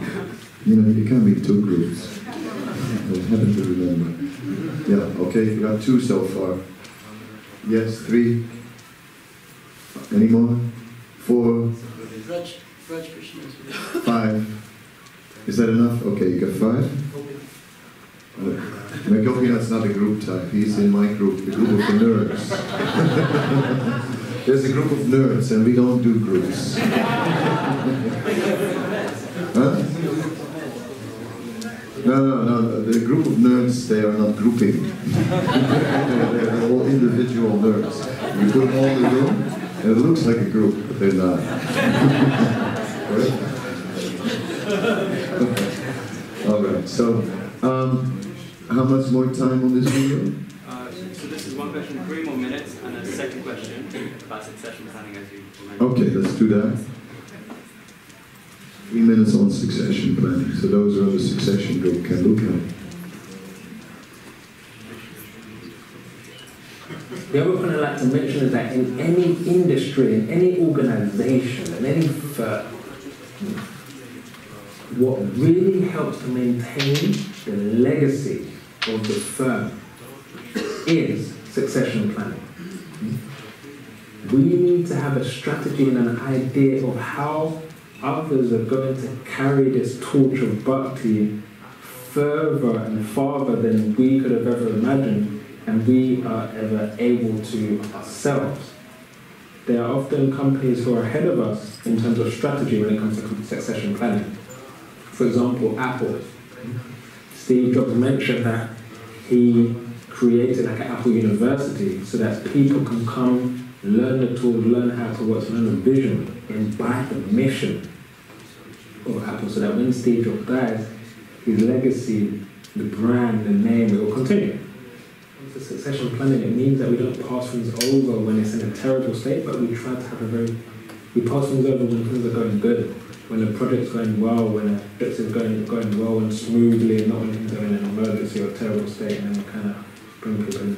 In the Bhagavatam, you rarely hear of kings who would leave and take Vanaprastha without in some way, shape or form training or passing that throne on to somebody who's ready, capable and willing. For example, Bhishma. If we look at Bhishma, before he left his body, he taught various leadership principles to Yudhishthira and those who were obviously surrounding him on the bed of arrows. And so, for example, Bhishma would teach that a leader should understand his or her dependents better than a mother understands her own son. So it's very important for us to take these examples of the Bhagavatam and understand that succession planning is just key, it's paramount. Who are going to be our next gurus? Who are going to be our next spiritual masters? Who are going to be our next sannyasis? As Maharaj mentioned, the sannyasis are very understaffed.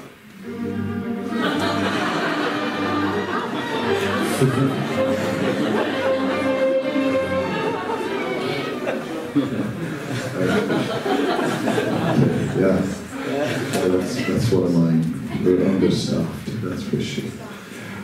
Okay, I think we'll leave the video at this. You know, there was a much longer video, and that's why you see the funny little breaks, because just before the program we kind of cut it a little bit because it was too long. If you would have come in person, we could have carried it, but how long can you look at the video? So, what we'll do is we'll take a break, and this break can be till 1:10. I mean, it's on my watch, which I got from Krishna Kirtans, a cheap one. But it's nice, actually. I really like it. much better than the Apple Watch that I also got. It's 7 minutes to 1 right now. So let's go, get some fresh air, and come back at 1:10 So and those who have groups can already start assembling their groups. And I want a 10-minute presentation. You can take the group. People can go a bit longer than with the preparation. We will fill up the chairs until then. Yeah. One thing I'm going to do is I'm going to interview Sutapa. And that's after the break. You know what to do with him. He doesn't know what's coming. Neither do I. But I'm sure it will work out.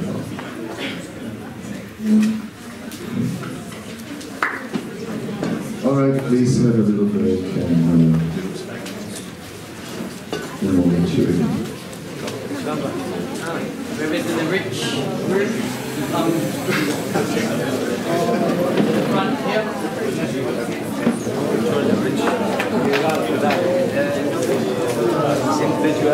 Community group, can you please come here?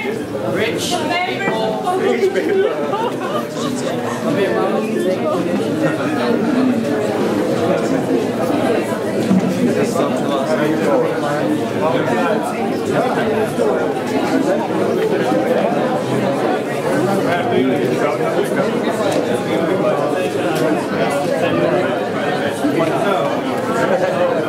Your name in there.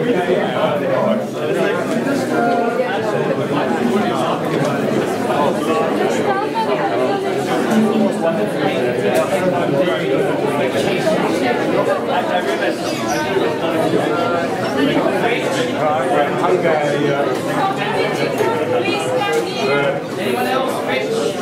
Energy, time?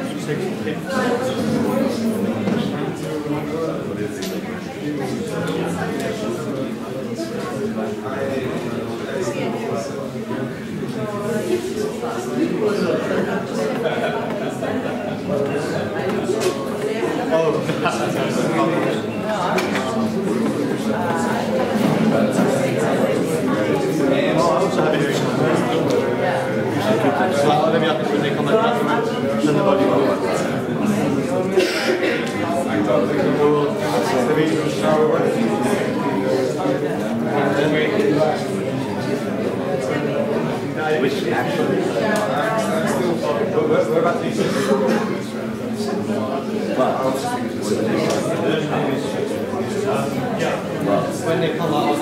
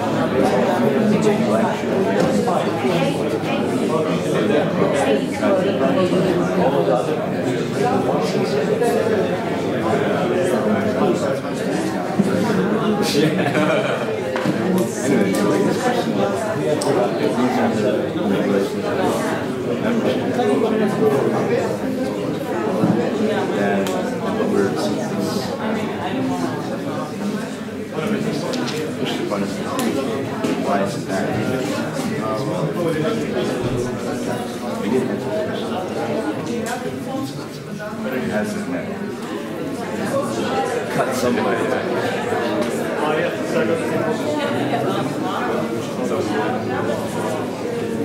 Krishna, are you going to sit there? Yeah, I want to take the skill just when you start, you stay there. If I'm not there, just keep me in spot.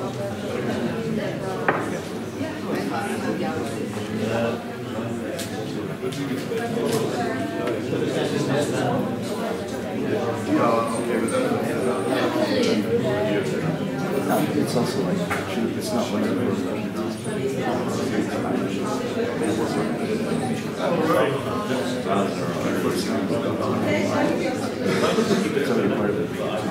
if anyone passes, they drink from it. Don't use it, but you have to in one sense, make sure.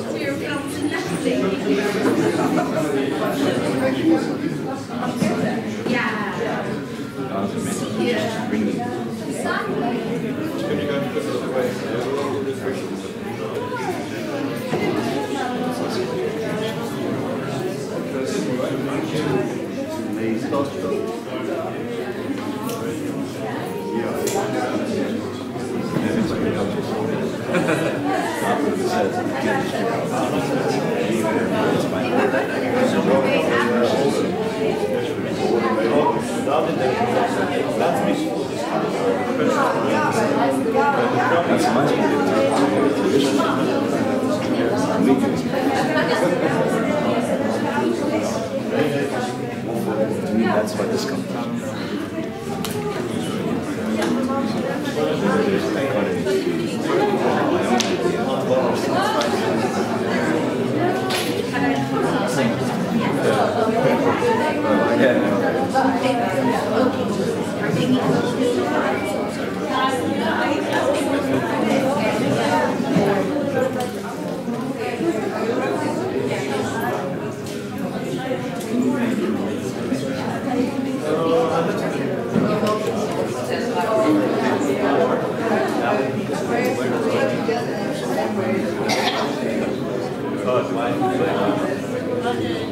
One way, yeah.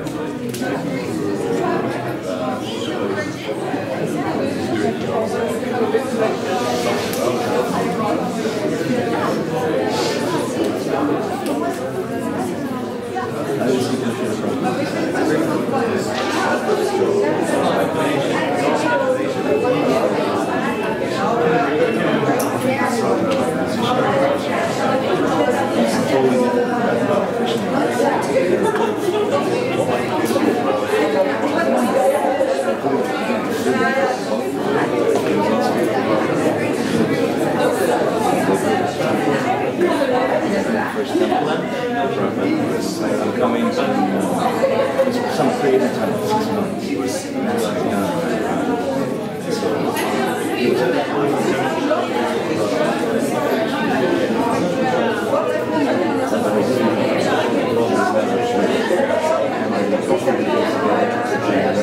He's also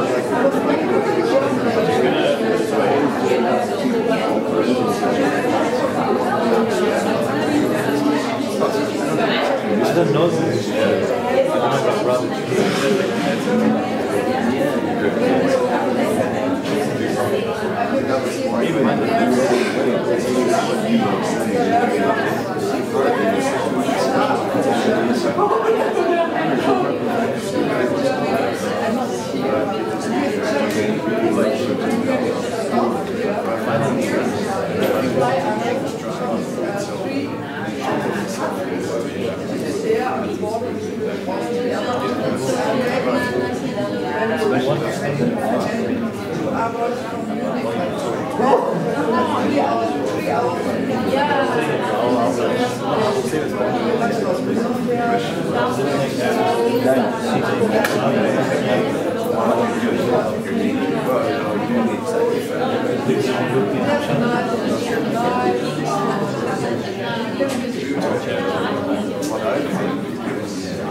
I mean, it's up to you as a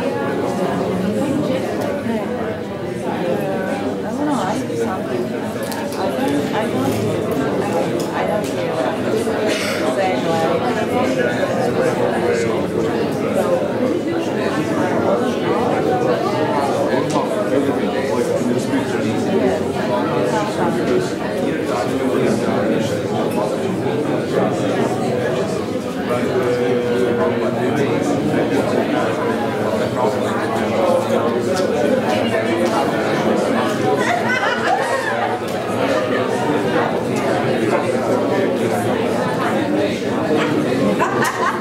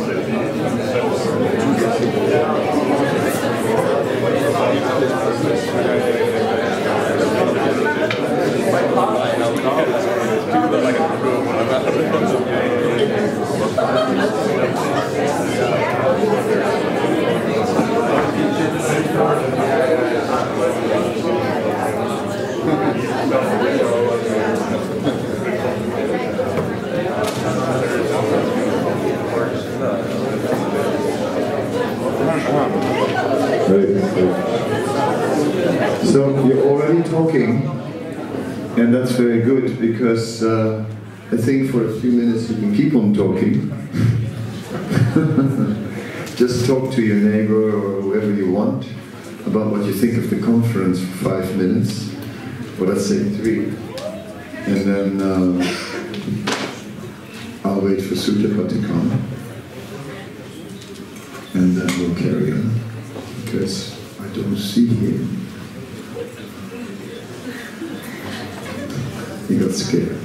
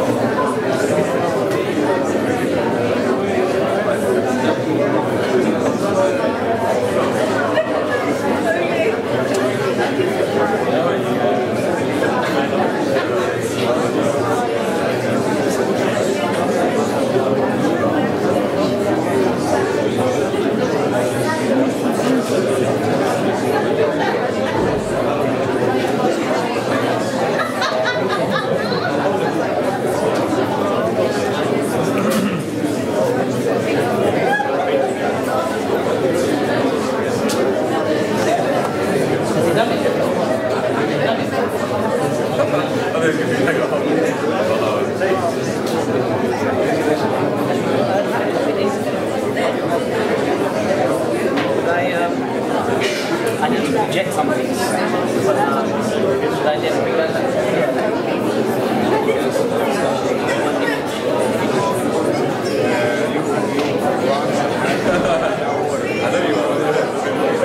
my laptop.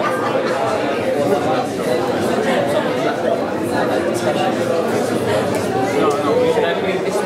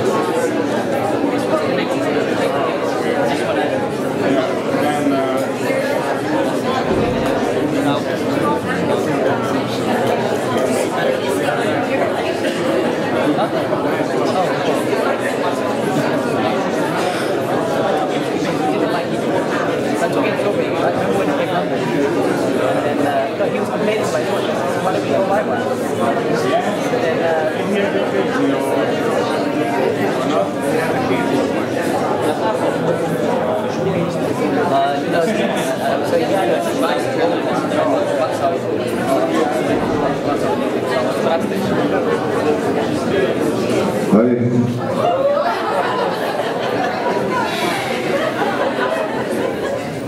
Thanks. Hare Krishna.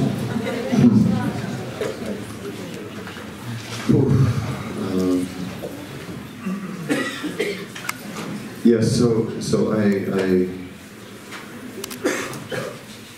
brought Sutapa here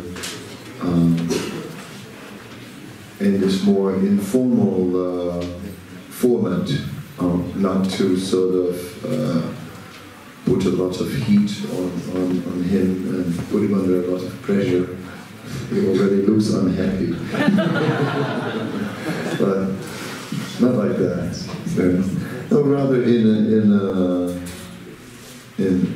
a friendly way to explore, to explore some things, and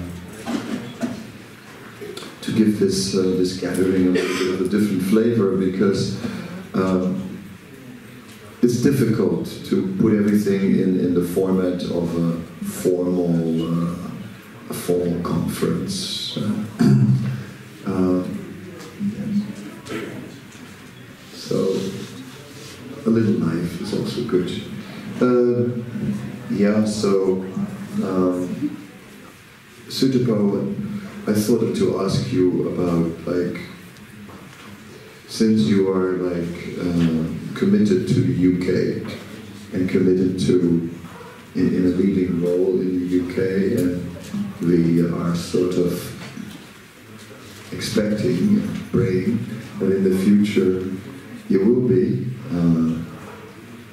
taking more leadership in the UK. How do you think the UK should develop? Maybe picking up for a moment from where it is, because not everybody knows where it is, and then sort of take it from where you think it should go.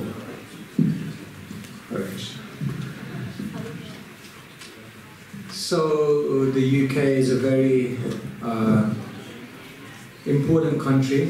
I'm not just saying that because I don't know. In fact, Bhakti Tirtha Maharaj once he presented to the GBC that we should pick one country and 7 or 8 sannyasis should work on that one country, and then we should become very powerful presence in that country, and from there we can strategically go to many other places. So they told him to go away and think about which country he would choose. So he came back and he said, I think the best place in the world to go is the UK. He said because economically it's a very powerful country. Politically we have a very good name there. In terms of the demographics, it's English speaking and there's many people from different countries there also. So in many ways it's a very powerful place to preach. So on your order, and because somehow I ended up in that place as well, I'm trying to do what I can there. The movement has a very good name there. We have very good relationships with the government and the media. But I think the main thing that's required now is a lot of grassroots development, particularly development of the congregation. So now we're looking at a model for congregational development and also development of brahmachari ashrams is something we're looking at as well. And I think the third thing we really need to look at is a model for a new type of center, because it seems as though traditional temples are not really providing a powerful way to reach out to the people. So we're looking at a new way to kind of engage with the public. So I guess those are some of the things we're working on. Can you made us curious, a new way, I mean, how are they envisioning a new way? Just a few weeks ago, actually, we were just on the outskirts of London, and there they have a centre called JW3, which is a Jewish community centre. So they bought this huge building, and within the community centre they have a cinema, they have a creche, they have a restaurant, they have a library, and then they also have a place of worship as well. And we're thinking this would be a very interesting model to look at if we would have a Krishna conscious community center which would naturally have like a busyness about it during the week. People would come there not just for worship, but because it's fulfilling so many other needs that they have on the physical, mental, emotional level. And in this way we can really create a center which is having a very vibrant atmosphere, and which then is providing people who come there with a complete package. And some people getting worried that you're watering down Krishna consciousness by having a cinema or something like that? All Krishna conscious movies, of course. I think there's enough scope in Krishna consciousness to engage with all of these things and provide a spiritual nourishment from it. So whether it be entertainment, whether it be a play school, whether it be a library, we have enough things by which we can engage in all these activities that people do in the world anyway, but do it in a way that it brings Krishna consciousness to people. And then to keep a very strong spiritual ethos there as well. And I think it can be balanced, it can work. And I think the ultimate thing is that we have to show it work. And that's the ultimate thing that will convince people. I think people will always be skeptical about any new idea, but it really takes someone to go out there, do that idea, make it work, and show the results. I mean, when you began your talk, you sort of gave a glorification of the UK, right? And of course, some of us may have some national pride, but which is not entirely going in line with that, But if we look in terms of Krishna consciousness, obviously the UK is quite developed, has many programs and so on. One question would be is how could we take that development beyond the Indian community? Because the UK seems to be very Indian-centric in its development and very successful, because there were a lot of Indians in the UK. But what about the local people and what's happening? I mean, we don't see so many of them. Yeah, that's definitely a big area of concern and a big area of focus, and therefore I think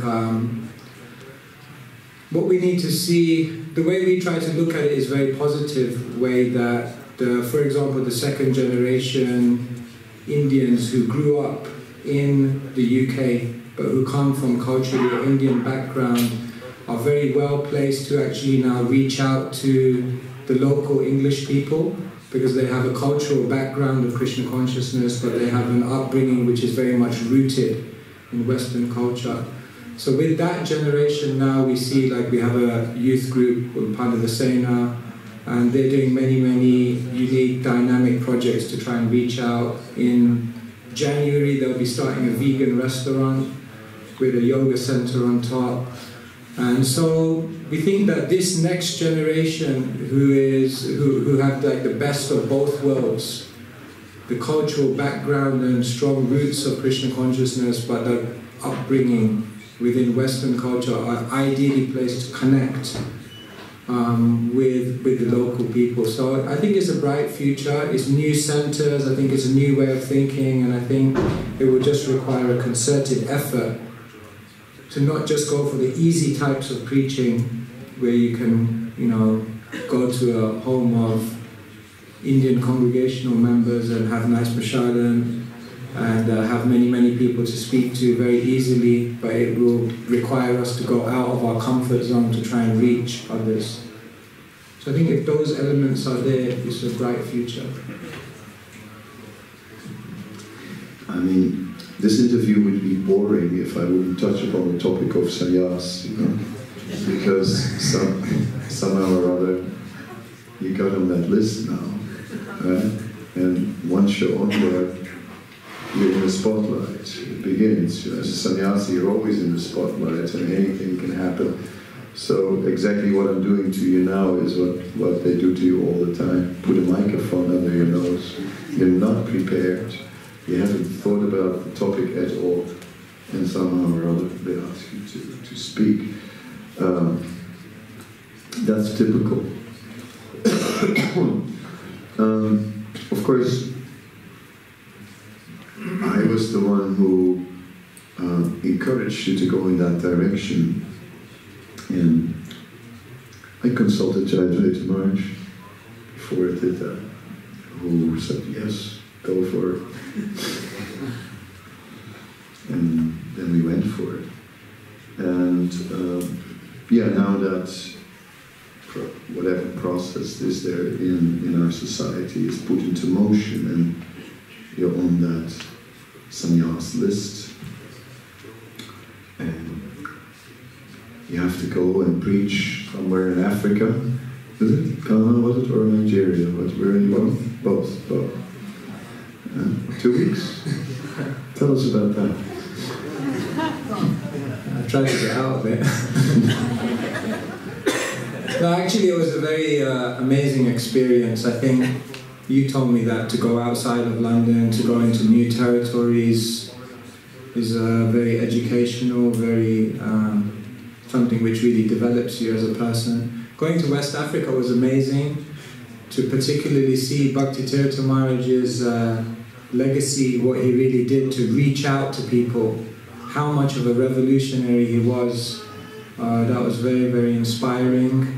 And definitely traveling, being in a new zone, being in a new territory, is quite austere as well, Africa. So many, many things came out of it, and yeah, it was a wonderful experience. So yeah, we try to keep going. You're going to keep on traveling now?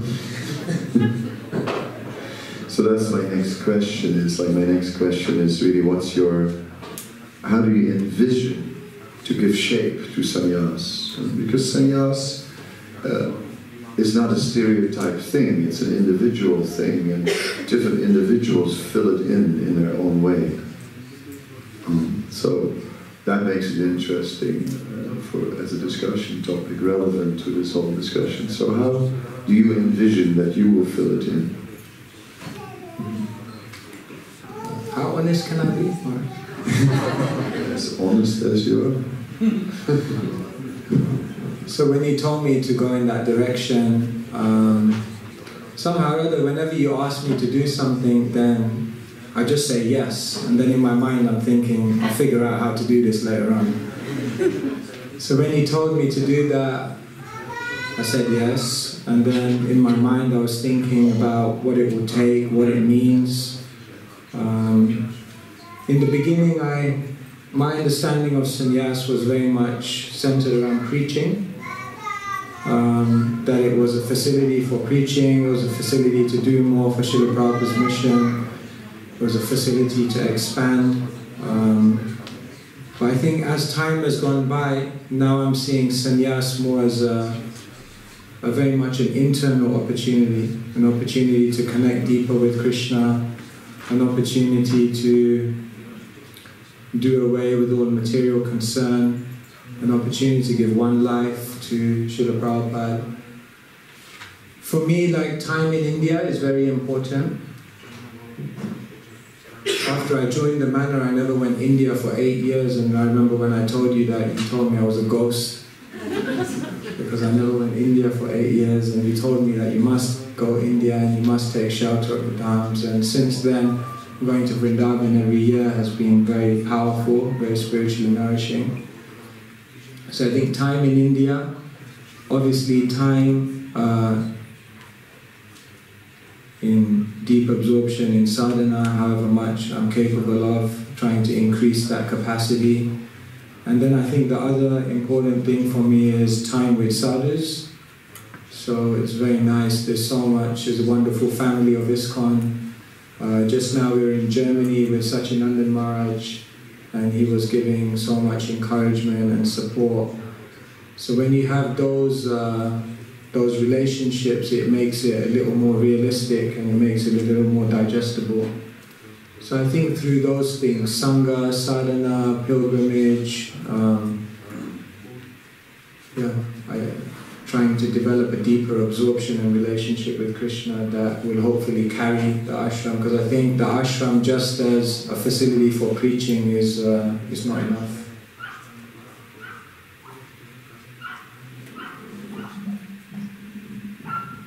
Yeah, that's. I also think like that. I wrote something about how the sannyasi is walking on a court, right, way up in the tent, on the high court, and it's the court is as narrow as one's love for Krishna. If you have no love for Krishna, the court is very narrow. If there's something, some attraction to Krishna, the court becomes wider. So if it's just an external thing, if they have a position for preaching without going deep, then it's very difficult to maintain. It certainly needs to be, one needs to be absorbed, and needs to relish. That's a challenge. Okay. Does anyone else have a question they want to ask Sutipa? Okay, Gojrum wants to ask a question. I'm just on this now. Going deep is very much needed for sannyasi, obviously, but is it obviously also very much needed for every one of us? You're asking the ways and means to go deep? For every one of us, yes, without maybe having the facility of the sannyasa. Yeah, it's relevant for everyone. If you imagine that spiritual life is like putting up a building, and the building can go as high as you like, but if the roots are not very deep, then any climatic change will basically topple the building. So everyone is building the building of their spiritual life, and therefore everyone needs to have very deep foundations. So everyone needs to go deep.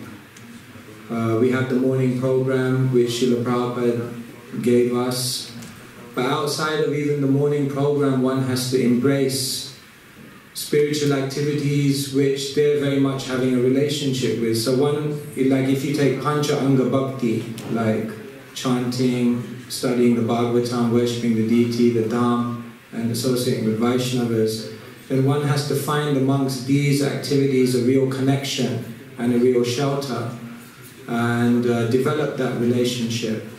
And that's for everyone. Everyone has to do that according to their capacity and situation. But one thing I would also say about going deep is that I think maybe one thing that's lacking in the movement is mananam, which is introspection, reflection. In the Vedic process of learning, it's said that we begin with Shravanam, and then we have Mananam, and then we have Nididhyasana. So Shravanam means to hear, or we can say more broadly, to gain inspiration. And then Mananam means to reflect on that and allow that inspiration to go deep within one's heart. And then Nididhyasana means then to make a practical change in your life based on that inspiration. So I think in our movement, maybe sometimes, not in our, I'll just say from my experience, we get so much inspiration. We hear so many classes. The other day I was thinking, in the last 15 years, I've probably heard about 5,000 Bhagavatam classes. But how much have I actually reflected deeply on all of that inspiration that I've heard and implanted it deep within a space within my consciousness? So I think if we can find more ways to have that mananam, have that internal dialogue. You could write a diary, for example. You could take a class and then take some time to really reflect on it and decode it for your life. There's different ways. You could have small study groups to really consider things on a deeper level. So I think if we have more of that quality meditation, then it will facilitate going deeper. So yeah, everyone should go deep. Pancha-anga Bhakti is very important. Develop a relationship with that, and then develop an internal dialogue and mananam, and that will also facilitate depth. Krishna, you can have a question. He was first, but it has to be short. Answer also short because we're running. We've spoken many times about you taking sannyas. This morning class you gave the second angle from the verse that in order to become fearless, you have to act fearless. You've shared with me that obviously you know there's concerns about the sannyas and everything like this. What is your plan of how you're going to show your Guru, Prabhupada, Krishna, that you're acting fearless in order to attract that fearlessness from the Lord? What risks are you willing to take for the Lord? Isn't this enough of a risk?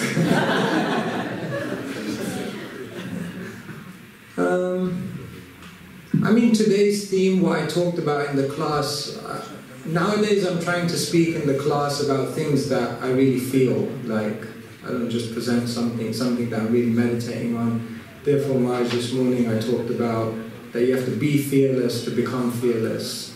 And that was like, that's something I think about a lot.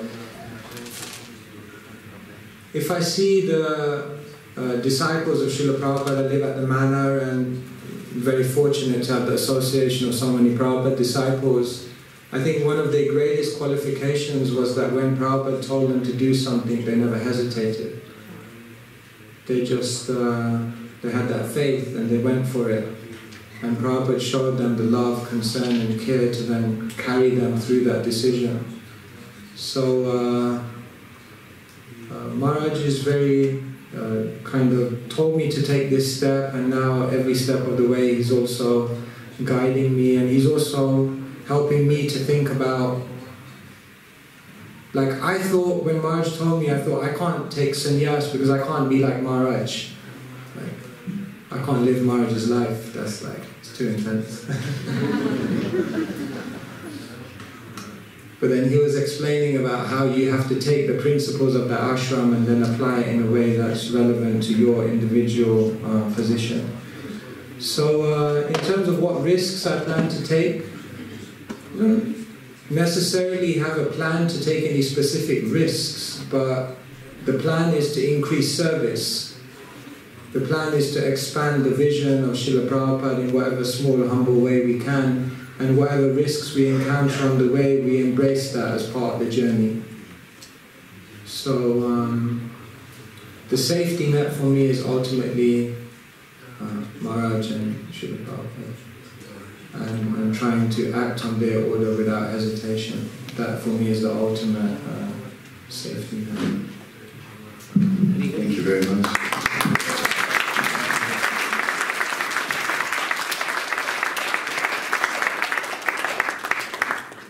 Time's short. So Krishna Kirtan, is your group ready? Yeah. Okay, then we'll give it to you. And please don't take too much time. Because, yeah, that's great.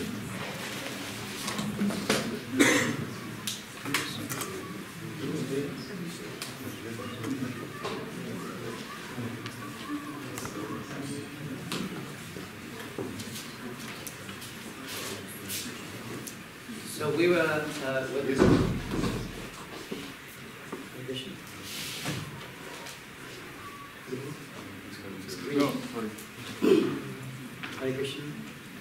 Hare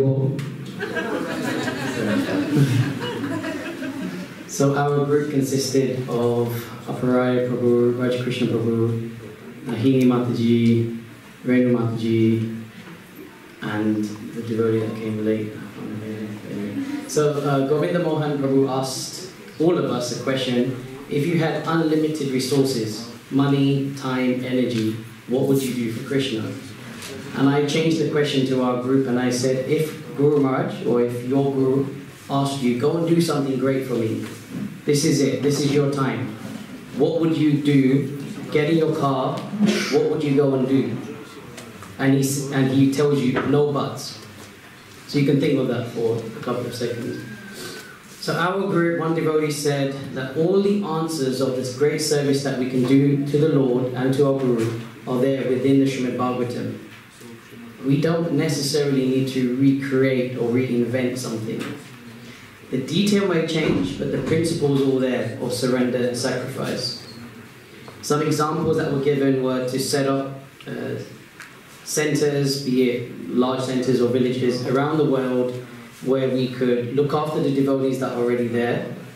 So by engaging them according to their nature, learning the psychology so that we understand what different people's natures are, to educate them in the philosophy, to provide income for all the devotees so that they don't have to find a balance of working outside and living inside, but create facilities that they can work as a devotee for the devotees. Community development, look after health, sadhana and service. So if you've got all the money, then look after devotees' health needs. I remember one time Maharaj was lying on the floor in Vrindavan, and I think he had, how many bouts have you there? So many bouts, and then that's when the statement came and said the show must go on. So not to be in that predicament. If devotees are cared for and nourished, then they will naturally, with that overflow, go out and preach. So the preaching doesn't necessarily, we don't have to worry about it. If devotees are cared for, they'll go out and preach. And then I wanted to share with you two things that my very good friend from London, Ghanshyam Priya, or you may know him from Facebook, is Jay Shetty, has shared with us. One is a philosophy given by Ikigai. Some of you may have seen this, and you can see here on the diagram, if we can blow the diagram so it's full screen. You seen this before? Ikigai? So you can take a picture or you can just Google it. It's something very practical, because the point is have we all been there where we're doing an activity that really resonates with our heart and our nature, and have you felt like you didn't need to go to sleep, that you found extra energy, that you were able to find enough money to make it work? Raj Krishna Prabhu set up a new center in Bulgaria, and because he's very passionate about community development, the money's come, the energy's come, and nothing's got in his way. So in order to be able to have that, if we can change what is our passion into our purpose using this model, then we can all then fulfill a unique service that we can then offer to Maharaj and to Prabhupada. So you can fill in these spaces. What do I love doing? What does the world need? Or what does ISKCON need? What activity can you do that you're paid for? And then what are you good at doing? And these are skills which can be learnt as well. Then within them, the overlapping circles show what is passion. Passion is what you love doing and what you're good at.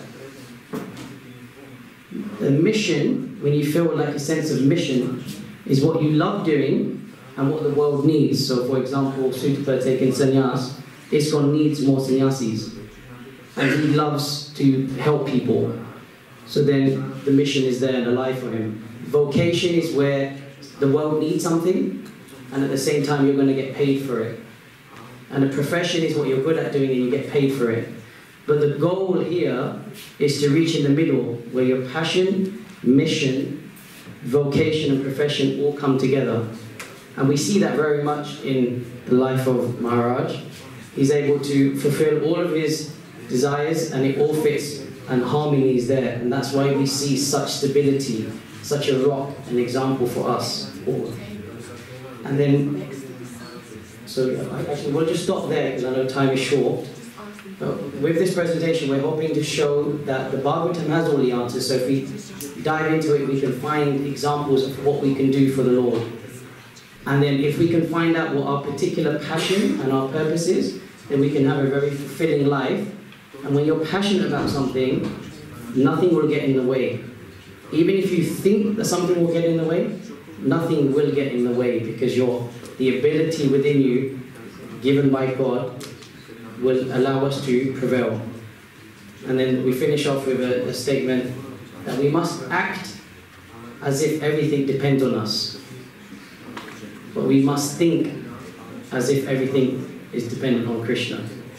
So we can have some questions. Braj Krishna, Prabhu can also answer, and Hindi Mataji. One question. Yeah. Okay, one question. You mentioned that when we are looked after nicely and things are alright, we will naturally be preaching. But we have many examples when we have all the facilities in the world, we are not able to do anything. That's because the person who's leading you doesn't understand your nature, so they can't give you a service according to your nature. So Sadhuji's picture of the family around Prabhupada, Prabhupada was an expert psychologist. He could also understand, obviously he was also having divine inspiration from Krishna. But on a practical level, if we can't get the inspiration from Paramatma, we can at least learn psychology of different types of persons. And then we can see, okay, so Gaur Narayan likes to do this. So let me ask him to do this service. He'll get a taste for doing service. And as that taste comes, then the reciprocation is there. Raj Vihari Prabhu in London recently said that we should never ask somebody to do something unless the emotional bank balance is in a positive. So we should invest in people. They say that nobody cares. Nobody cares what you have to say until they know that you care about them. So I think that would be my answer. And anything else? But I do strongly recommend you take note of this. It's a very useful exercise. Me and my wife have done it, and some other devotees, and it really helps you to understand what's missing in life, to be able to get more passion to fulfill our desire of pleasing Krishna. Thank you very much.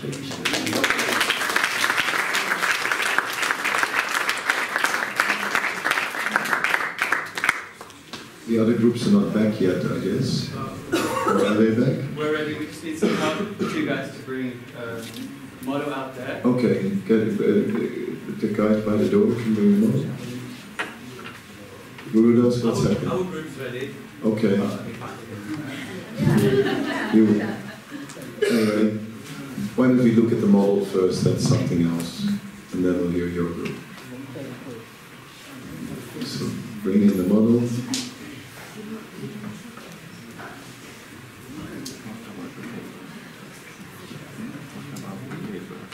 We're waiting in full.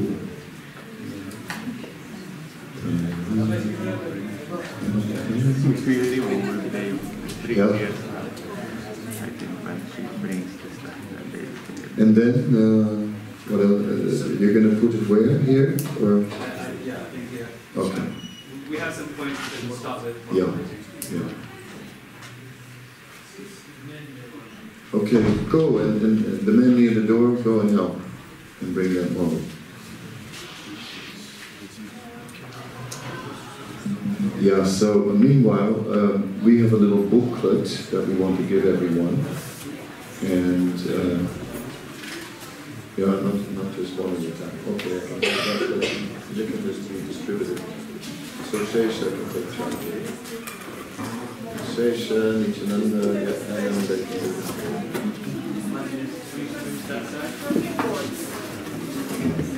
you. So the little booklet that I'm going to give you is a model that I've developed, ISKCON, which I developed long ago. It is about ISKCON in 3 layers. And that little booklet, I'm not going to discuss it now, you just take that home and you can figure it out for yourself.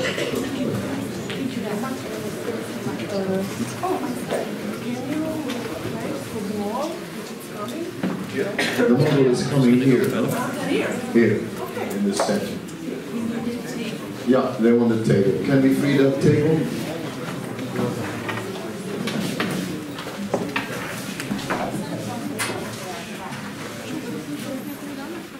Okay, quickly. Watch out for the computer. Lift. Yeah, come.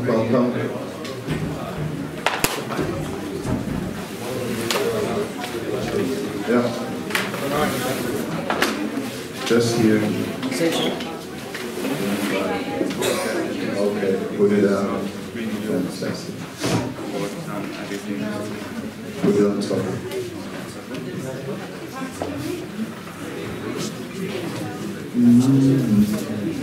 It's on a board. It's on a board. Because the board can hang over.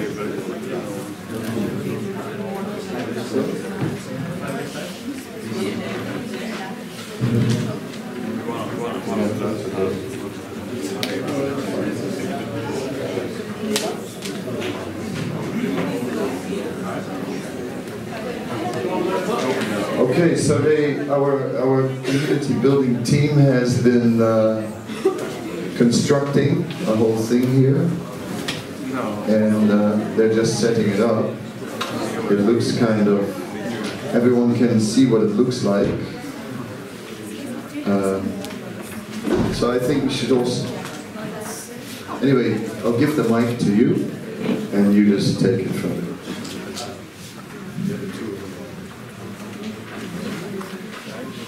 Good morning. Okay, so hello everyone. We had the task of talking about community development today, and as we do, we thought we wanted to involve the whole group, so we had a little short exercise to start up. We went around and we asked everyone, what do you think an ideal community looks like? And just what we're going to do, we're going to go through a few points of views. You'll see that there are actually quite a lot of different views of what an ideal community looks like. And I think this kind of, just understanding that is very important, because ultimately if we want to achieve something, there has to be one vision so we can plan towards that.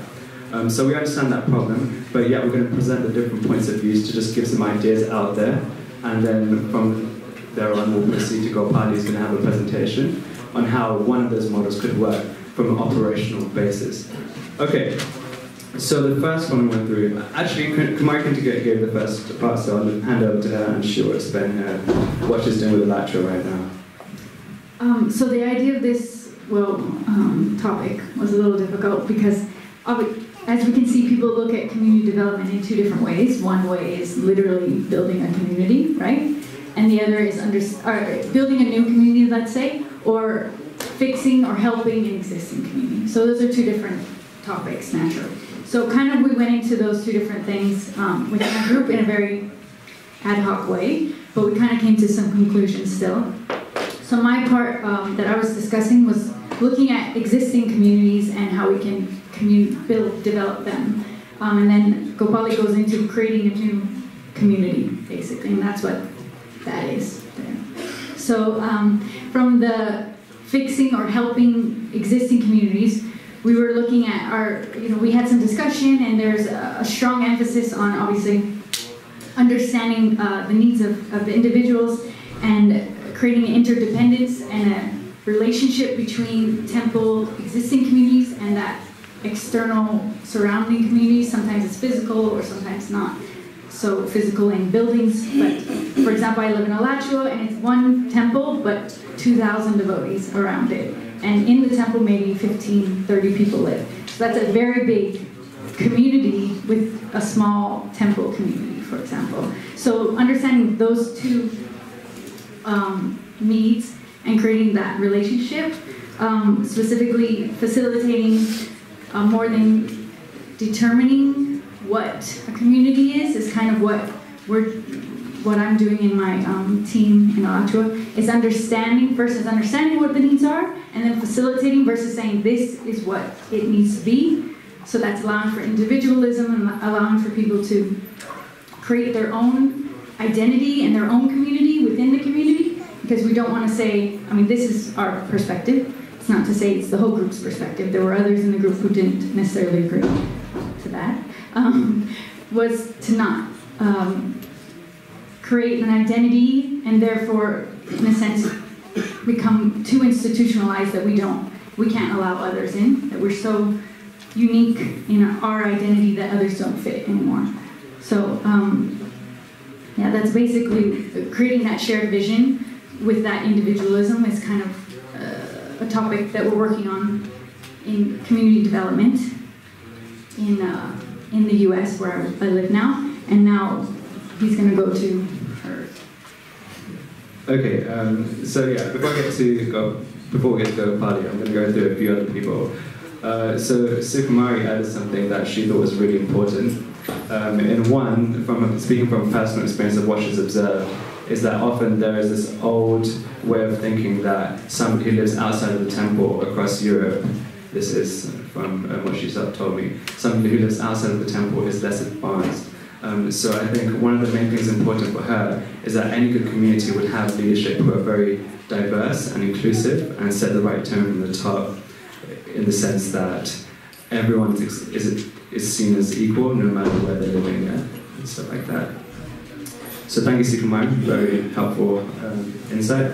We had Diana, and she said that the way that our community is built should be based on classic Vedic standards, and she feels that if we can portray a Vedic way of living so well in our communities, then we could be an example to the rest of the world.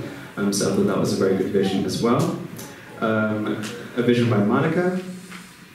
She also added that from her experience and what she's seen, communities often operate in such a way that either they're very conservative or quite individualistic, but actually there needs to be a space for both the individualistic and the conservative community. So her idea and her vision of what that should involve was that every temple president should have someone who could actually tap into both communities, and so she felt very strongly about that, and a great point again. And then one last point that we had was from Devadanda Prabhu. He was speaking about how the idea of families is so important to him. He's sitting right there at the back for people who might not know him. He's from Ukraine, and I think this is his first time to Radhadesh, so please do get to know him, gents. So yeah, built around families. From his experience, he's seen how children in the Ukrainian community grow up outside of school, outside of the devotional community in different schools, and how the association with different types of people leads to them having little to no interest in devotional activities. At which point, the whole question came up: to what extent can we keep our children within our devotional communities without making them too isolated from the outside real world, inverted brackets, commas. So that whole discussion came up, and his ideal vision was to ensure that we have that dialogue in mind when we're coming up with any community development plan. So yeah, thank you all for your contributions in our group. We had some really good discussions, and I have all the points if anybody wants them. Okay, so now I'm going to pass on to Gopali. He's going to take us through this really amazing, this amazing model. And she's going to say a few words about an ideal, built from the scratch community, and a few thoughts on everything from location to, other Ikoga. Hare Krishna. So now you see what we could do with 10 people in 30 minutes without almost like any preparation. So of course we cannot go very deep, but at least we managed to cover some basic points which I would like to go through. So the first point we asked, the practical point would be the location. Like what would you prefer, having a community at a rural area, kind of like village, or rather like in a city, or a combination? So you can see that we decided for a village type in a nature. Why? Because it would help us to implement the principles, but we also said that it's very important to keep a connection with a center that is based in the city, and we would love to have a cooperation between that, but the realistic objection was like, can we look somewhere in the world where is it really working? Like this model was already tried to be set up, but somehow it always deteriorated, and the centers got more separate or individual. So we decided for village and nature, and we even like located a place that we would go for, either like Italy or Croatia was one of the suggestions, Spain, somewhere where it is good for agriculture and also the land is cheap. Then the other practical point we went through was ownership. Like the property, who would own it? What about the grihastas living there? Maybe if they live in their own houses, they would be more responsible towards and more caring towards the facilities, etc. So we unanimously agreed that it should be owned by ISKCON. Otherwise, it could happen that the project would fall apart. But there were some suggestions, like we took the example of Hungary, where the land is ISKCON's, in the property of ISKCON, but the houses are property of the grihastas. Or there was one more suggestion that the center area would be, the temple, etc., would be owned by ISKCON, and then grihastas who would like to have more like privacy and maybe space for their own kind of living could buy houses in around the property. Then, okay, what's very important that we decided to set a goal or a spirit, atmosphere for this project. So Arjuna, he will quote the verse. This is our verse, our spirit, what's the mood we would like to have it in. We talked about the verse in Bhagavad Gita which goes Vidya Vinaya Sampane Brahmane Gavihastini Suniche Vasva Pagajaya Pandita Samadarshana, which means seeing everyone with equal vision. A learned, self-realized soul sees everyone with equal vision: a Brahmana, an elephant, a dog eater. One of the other important practical points would be like how this project should be managed, like what kind of management. So we did not really go into the specific model, we rather said that it should be based on tolerance and compassion. Of course, we would love to have there a board of senior mature devotees who could oversee the project. And also the board should represent a variety of people. So it should not go only into one stream of thinking, but rather like more kinds of views and ways of thinking. Another big point is finance. So how to maintain such a project, how to finance it. So we decided to choose one idea that would be the most important, like that would be the main idea, and that was like tourism. Like you can see here at Radhadesh or maybe the Hungarian farm that they have like a good source of income coming from the tourism. But of course, there can be grihastas having their own businesses, there could be families creating home handmade products, selling it, etc., or having their business, etc. So there should be space for all these kinds of maintenance. Yes, and the project would not be so much agricultural for the sake of finance or maintenance, but rather the agriculture that should be done for the devotees who live there, so they should grow their own food if possible. Then we have thought about preaching as well. We would prefer bridge preaching through tourism. And there was a specific question about having the deities and the temple. Should we have a temple there at all? Should we have deities? So we all agreed yes, because that's the point that is connecting us, because in such a project so many different people live, and of course there will be some fights, there will be differences, but there should be something that is connecting us. Krishna, the temple, a place where we can meet, where we can do the service together.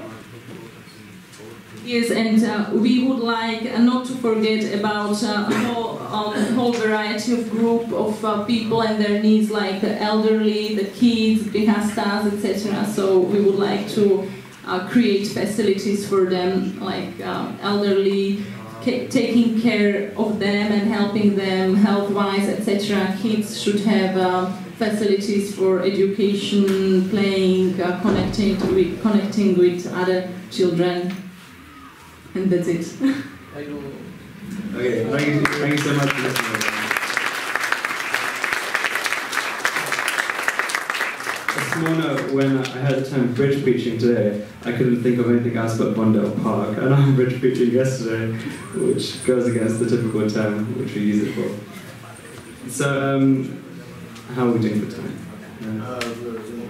Okay, so I think we'll end here. Sorry if you have any questions, we'll happy to answer any afterwards, and we'll move on to the next presentation. Give them a few minutes to look at it. Oh, sure. If anybody wants to stand up, yeah, please come over and have a look at this amazing model, which is made by Gopali and her team.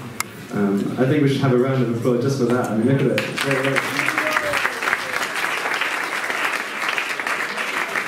Yeah, we have houses here for the more opulent kind of sphere of society, like grihastas, and then we have the teepees for brahmacharis, so they can live their austere and natural life.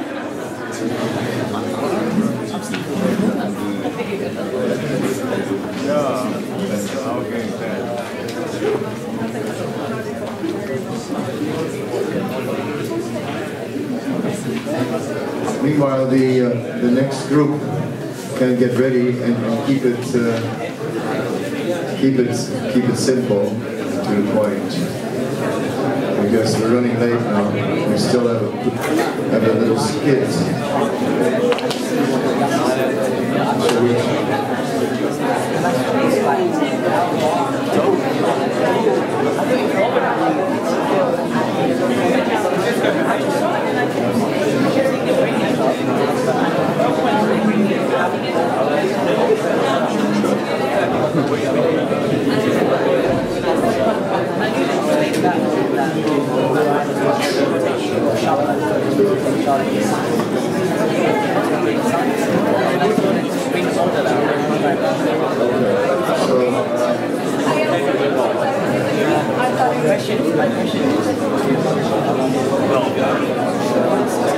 The model is beautiful and we wish it could stay forever. I think we're going to move it back further.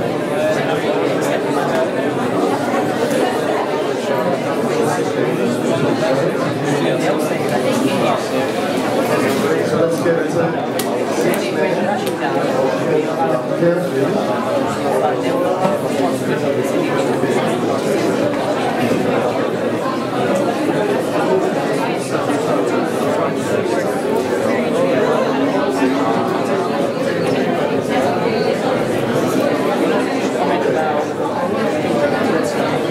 go that way and then turn. This picture of it is this way. Yeah.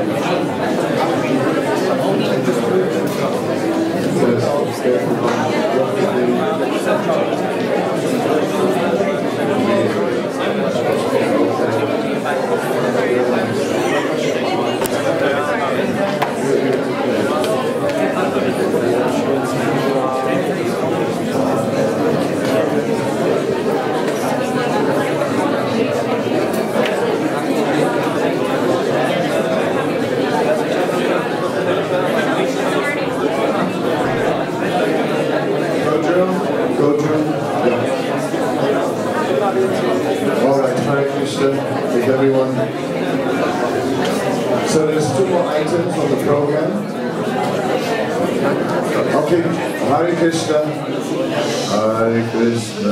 to you. This group is going to make their presentation. They've got 7 minutes, and then Shamananda will appear, and some others, whoever, and Vishwambara, and they will do some dramatic something, whatever it is, something dramatic. Really nice. Hare Krishna! We're doing a how can we plan for ISKCON succession. So we've got 7 minutes for one round. So we've got, it took one thing I learned from just doing the exercise, it will take cooperation. We did have a little bit of a battle between us. So that'll be the first thing as a group, to see that we're all on the same team. And the same team also means the new people coming and the people who are leaders in society. We're going to cover just a few areas, the different types of leaders in which succession will be important.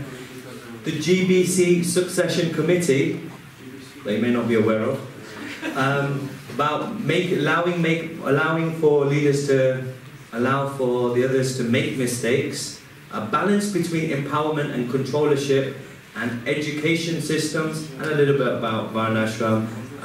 So let's make it quick, guys. We were going to do a choir, a little song, but we're not going to that. Yeah, so we found out that there's different types of leaders, and therefore we need different types of succession or for each of these leaders. And we just listed some down. So of course not all of them, but we have spiritual leaders, sannyasis, TPs, GBCs. We have gurukuls. We do some preachings and sankirtan, and the last one I cannot read. Oh yeah, grandmothers and mothers. So succession is an important part of our life, because we are all in a succession, a spiritual succession. In the same way we need succession also in practical life. And yeah, that was just, we have to find out that there's different groups who need different teachings, and they need to be coached and taught. So may I just see a show of hands, who is aware of the GBC program, that there's a succession committee? Okay, this is very interesting, because this is also the point. It's already going on for at least 7 years or 10 years that there's a strategic planning regarding succession. But bringing it down to the common devotees, to all the devotees, we see here practically it's difficult.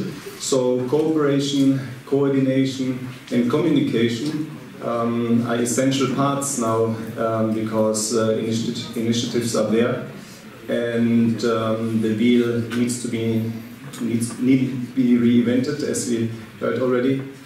And yeah, in this case we have to think about these 3 steps to get it further. Thank you.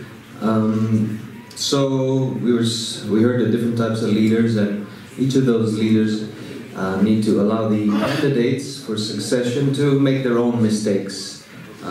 Sometimes micromanagement's there, and we need more, like Gurudas says, helicopter management. And so, yeah, we want to allow those candidates to, learn sometimes the hard way.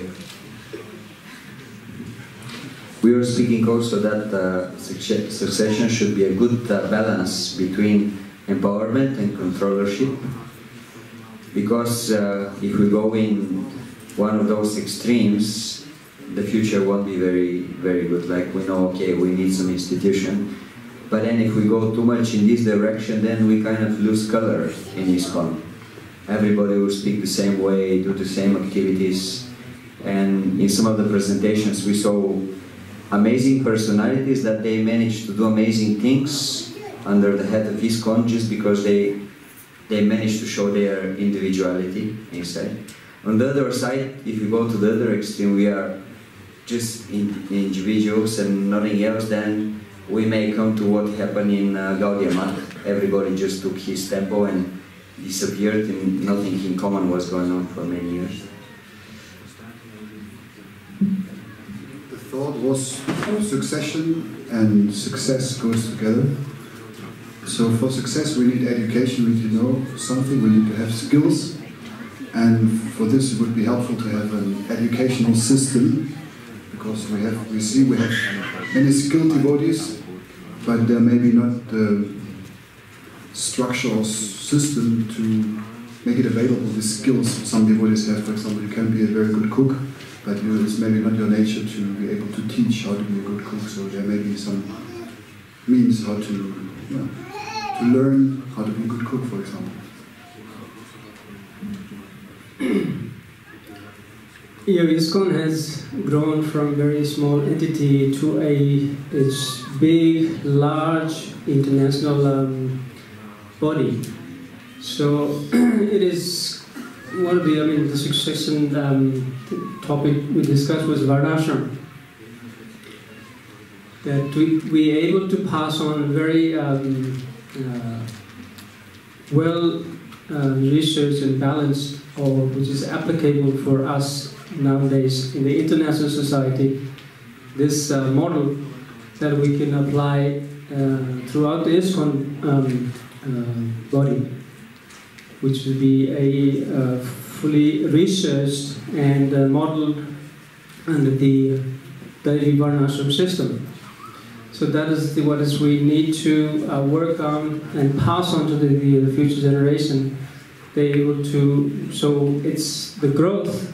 It becomes rather than just the institutional base, then it becomes a more a world class. How we can be able to show that model for the whole world to work on. So that was the Varnashram system. And just a final point, so ultimately it takes cooperation between everyone on every different type of level. The tendency sometimes is with the juniors, we may be, instead of being kind, there may be the tendency to exploit. With the peers, instead of being enlightening one another, there may be a sense of competition. And with the seniors, instead of having respect, we can sometimes become envious. But if we actually have the right etiquette, culture, and see that we're all on the same team, then it's guaranteed a nice succession. Srila Prabhupada ki. Thank you very much.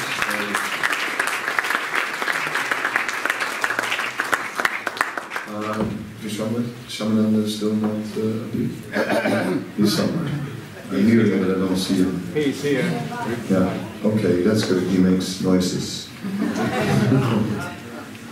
So Shamananda is going to do a bit more than making noises together with Vishwambar. I won't tell you what it is, because, and Ferry also. Okay, so there's 3 of them, and whatever they'll do. That we'll find out. Just before we do that, I gave you all a little booklet now. Right? That little booklet is a model of ISKCON or of any spiritual institution, which I developed years ago. In a nutshell, it is looking at an institution at 3 levels. At the top, an organization. In the middle, the spiritual process. And on the deepest level, the Supreme Lord Himself, who's driving this movement. Now, the neophyte may more see the external side of things. The Kanistha Adhikari. The Madhyama Adhikari goes deeper and goes into the deep spiritual substance of this movement. And finally, the Uttama Adhikari connects with Krishna. So in this way, we can go on different levels of our organism, of this movement. A lot of the discussion, but not all, also a lot of the discussion has been on the external top layer of the movement, the organization. There was discussion about going deep into spiritual life, and ultimately we had some examples of personalities who live deep in their relationship with Krishna, topmost devotees, like Gorgasuradas Babaji, who was deeply absorbed in his own ecstasy and therefore didn't see any need to preach Krishna consciousness in the world. The deeper we get ourselves, according to the depth we have, we will experience this movement in a different way. So this little booklet is meant to help us see ISKCON in a deeper way and not to just become swept up or identify so much with all the external events. So I hope you will find some use in that. And I'll turn it over now to Shamananda, who went into white. That's why I didn't see him. Okay, I just couldn't see him. Oh my God.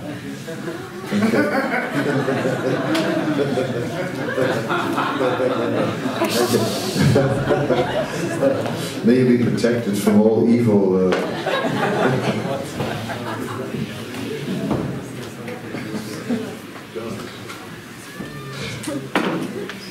That's forbidden for my disciples, huh? The brahmachari came away. Shall we give song on the microphone, or just keep, you know? Do you want the microphone?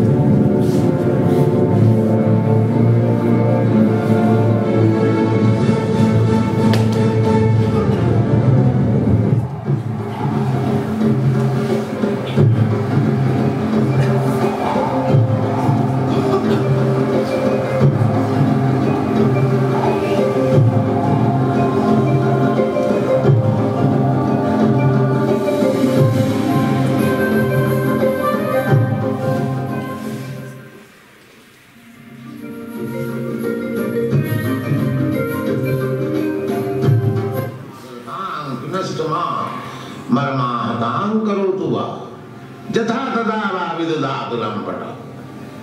Whatever you like, you can do. But prananath is still you are my prananath. This is oneness. I keep my individuality, but I am so surrendered that I have nothing to disagree with Krishna. This is oneness. Not that I mix up, I lose my individuality. I have got individuality. I must go on with individuality. Individuality is never strong. And the Bhagavad Gita is saying that all these kings, you and me, all of us, we existed in the past. We are now existing, and the future also shall exist. There is no question of intermingling the individuality. The individuality is there, but individuality sacrifice, full agreement. Full agreement. That is oneness. Just like in our society. I am the head. So everyone is in agreement with me. That is oneness. Not that my disciples, my students have lost their individuality. They are using their individuality to improve the Krishna consciousness movement. But sanctioned by me. That is oneness. That is oneness. Similarly, our devotional service is like that. We, varieties of work we are doing, but we must see whether Krishna is satisfied. Yes.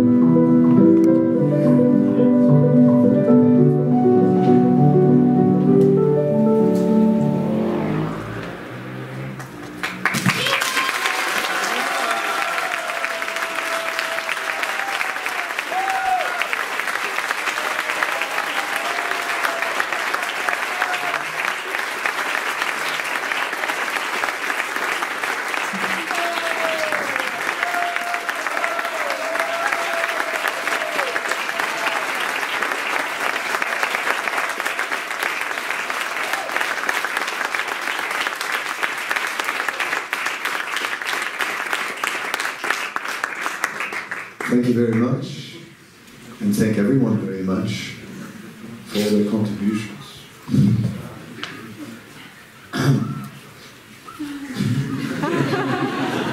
It's okay to sit here, isn't it? Yeah, sure.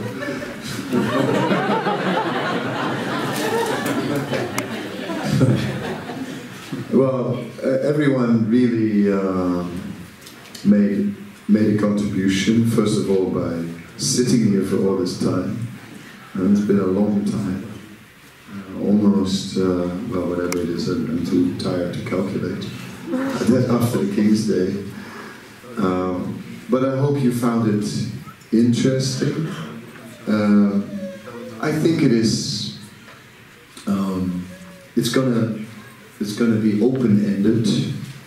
I'm not gonna give the conclusion of whatever happened here. It's open-ended with the idea that you can be open-minded and think for yourself where to take it from here. Basically, this movement is in our hands, right? And of course, many other devotees, but it's up to the devotees to take this movement further and to make it really a wonderful, most inspiring experience. And how? I don't know. I'm also experimenting, like everyone else, trying to become a better person. You know, although I'm supposed to embody perfect qualities in a sense, right? And in a sense, we're all supposed to embody perfect qualities as Vaishnavas. But who can say they have? I don't have. I don't see it like that. I'm trying.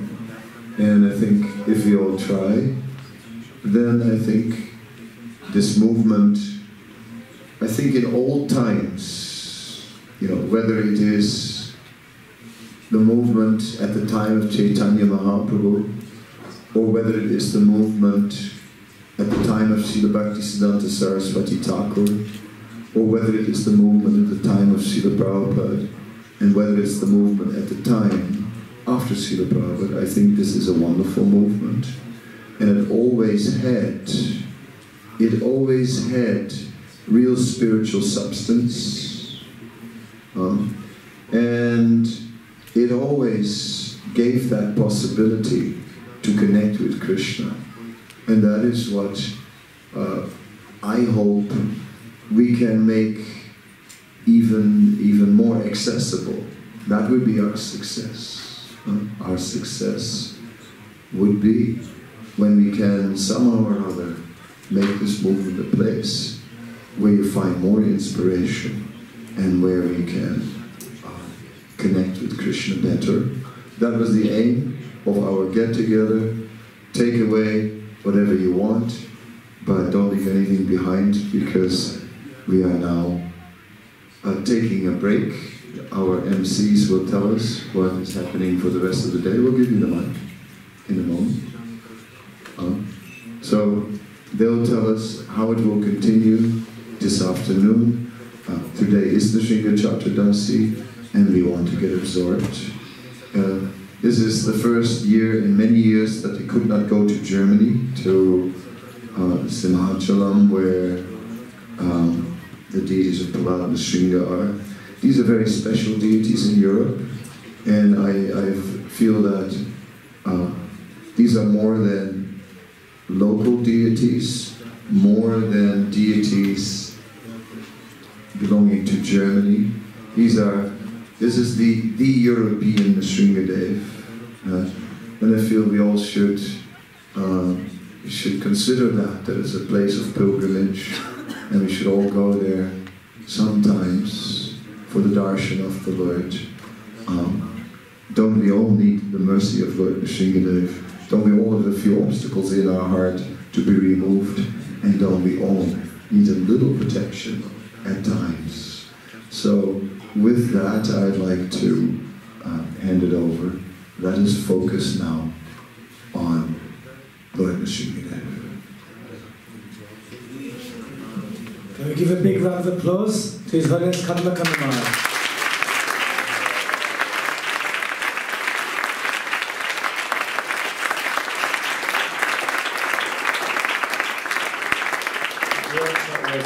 Truly wonderful, very insightful, and very pertinent, isn't it? Like, to what we're going through in our lives. And also a very big Haribol to all the devotees that participated in it. Now, Marge, I don't know if you want to do this, because the break time was meant to start like at 2 o'clock and meant to go till 3:15. So do we still want to rejoin at 3:15? 3:15, so Ananda Mataji is going to do her drama on the Vaishnavas and demons, the Vaishnav demon drama. 3:30, okay, so we'll take a break now. We meet up again at 3:30. Then once the drama's done, there'll be another break, Then you meet in the temple room at 5 o'clock. That's when part 2 of today's cultural program will go on, well, with the Narasimhadev aspect. So there will be Abhishek, kirtans, and of course there'll be some more katha by Maharaj on Narasimhadev. Gordon, do you have any announcements for service or anything? Okay. Excellent. Thank you. Hare Krishna.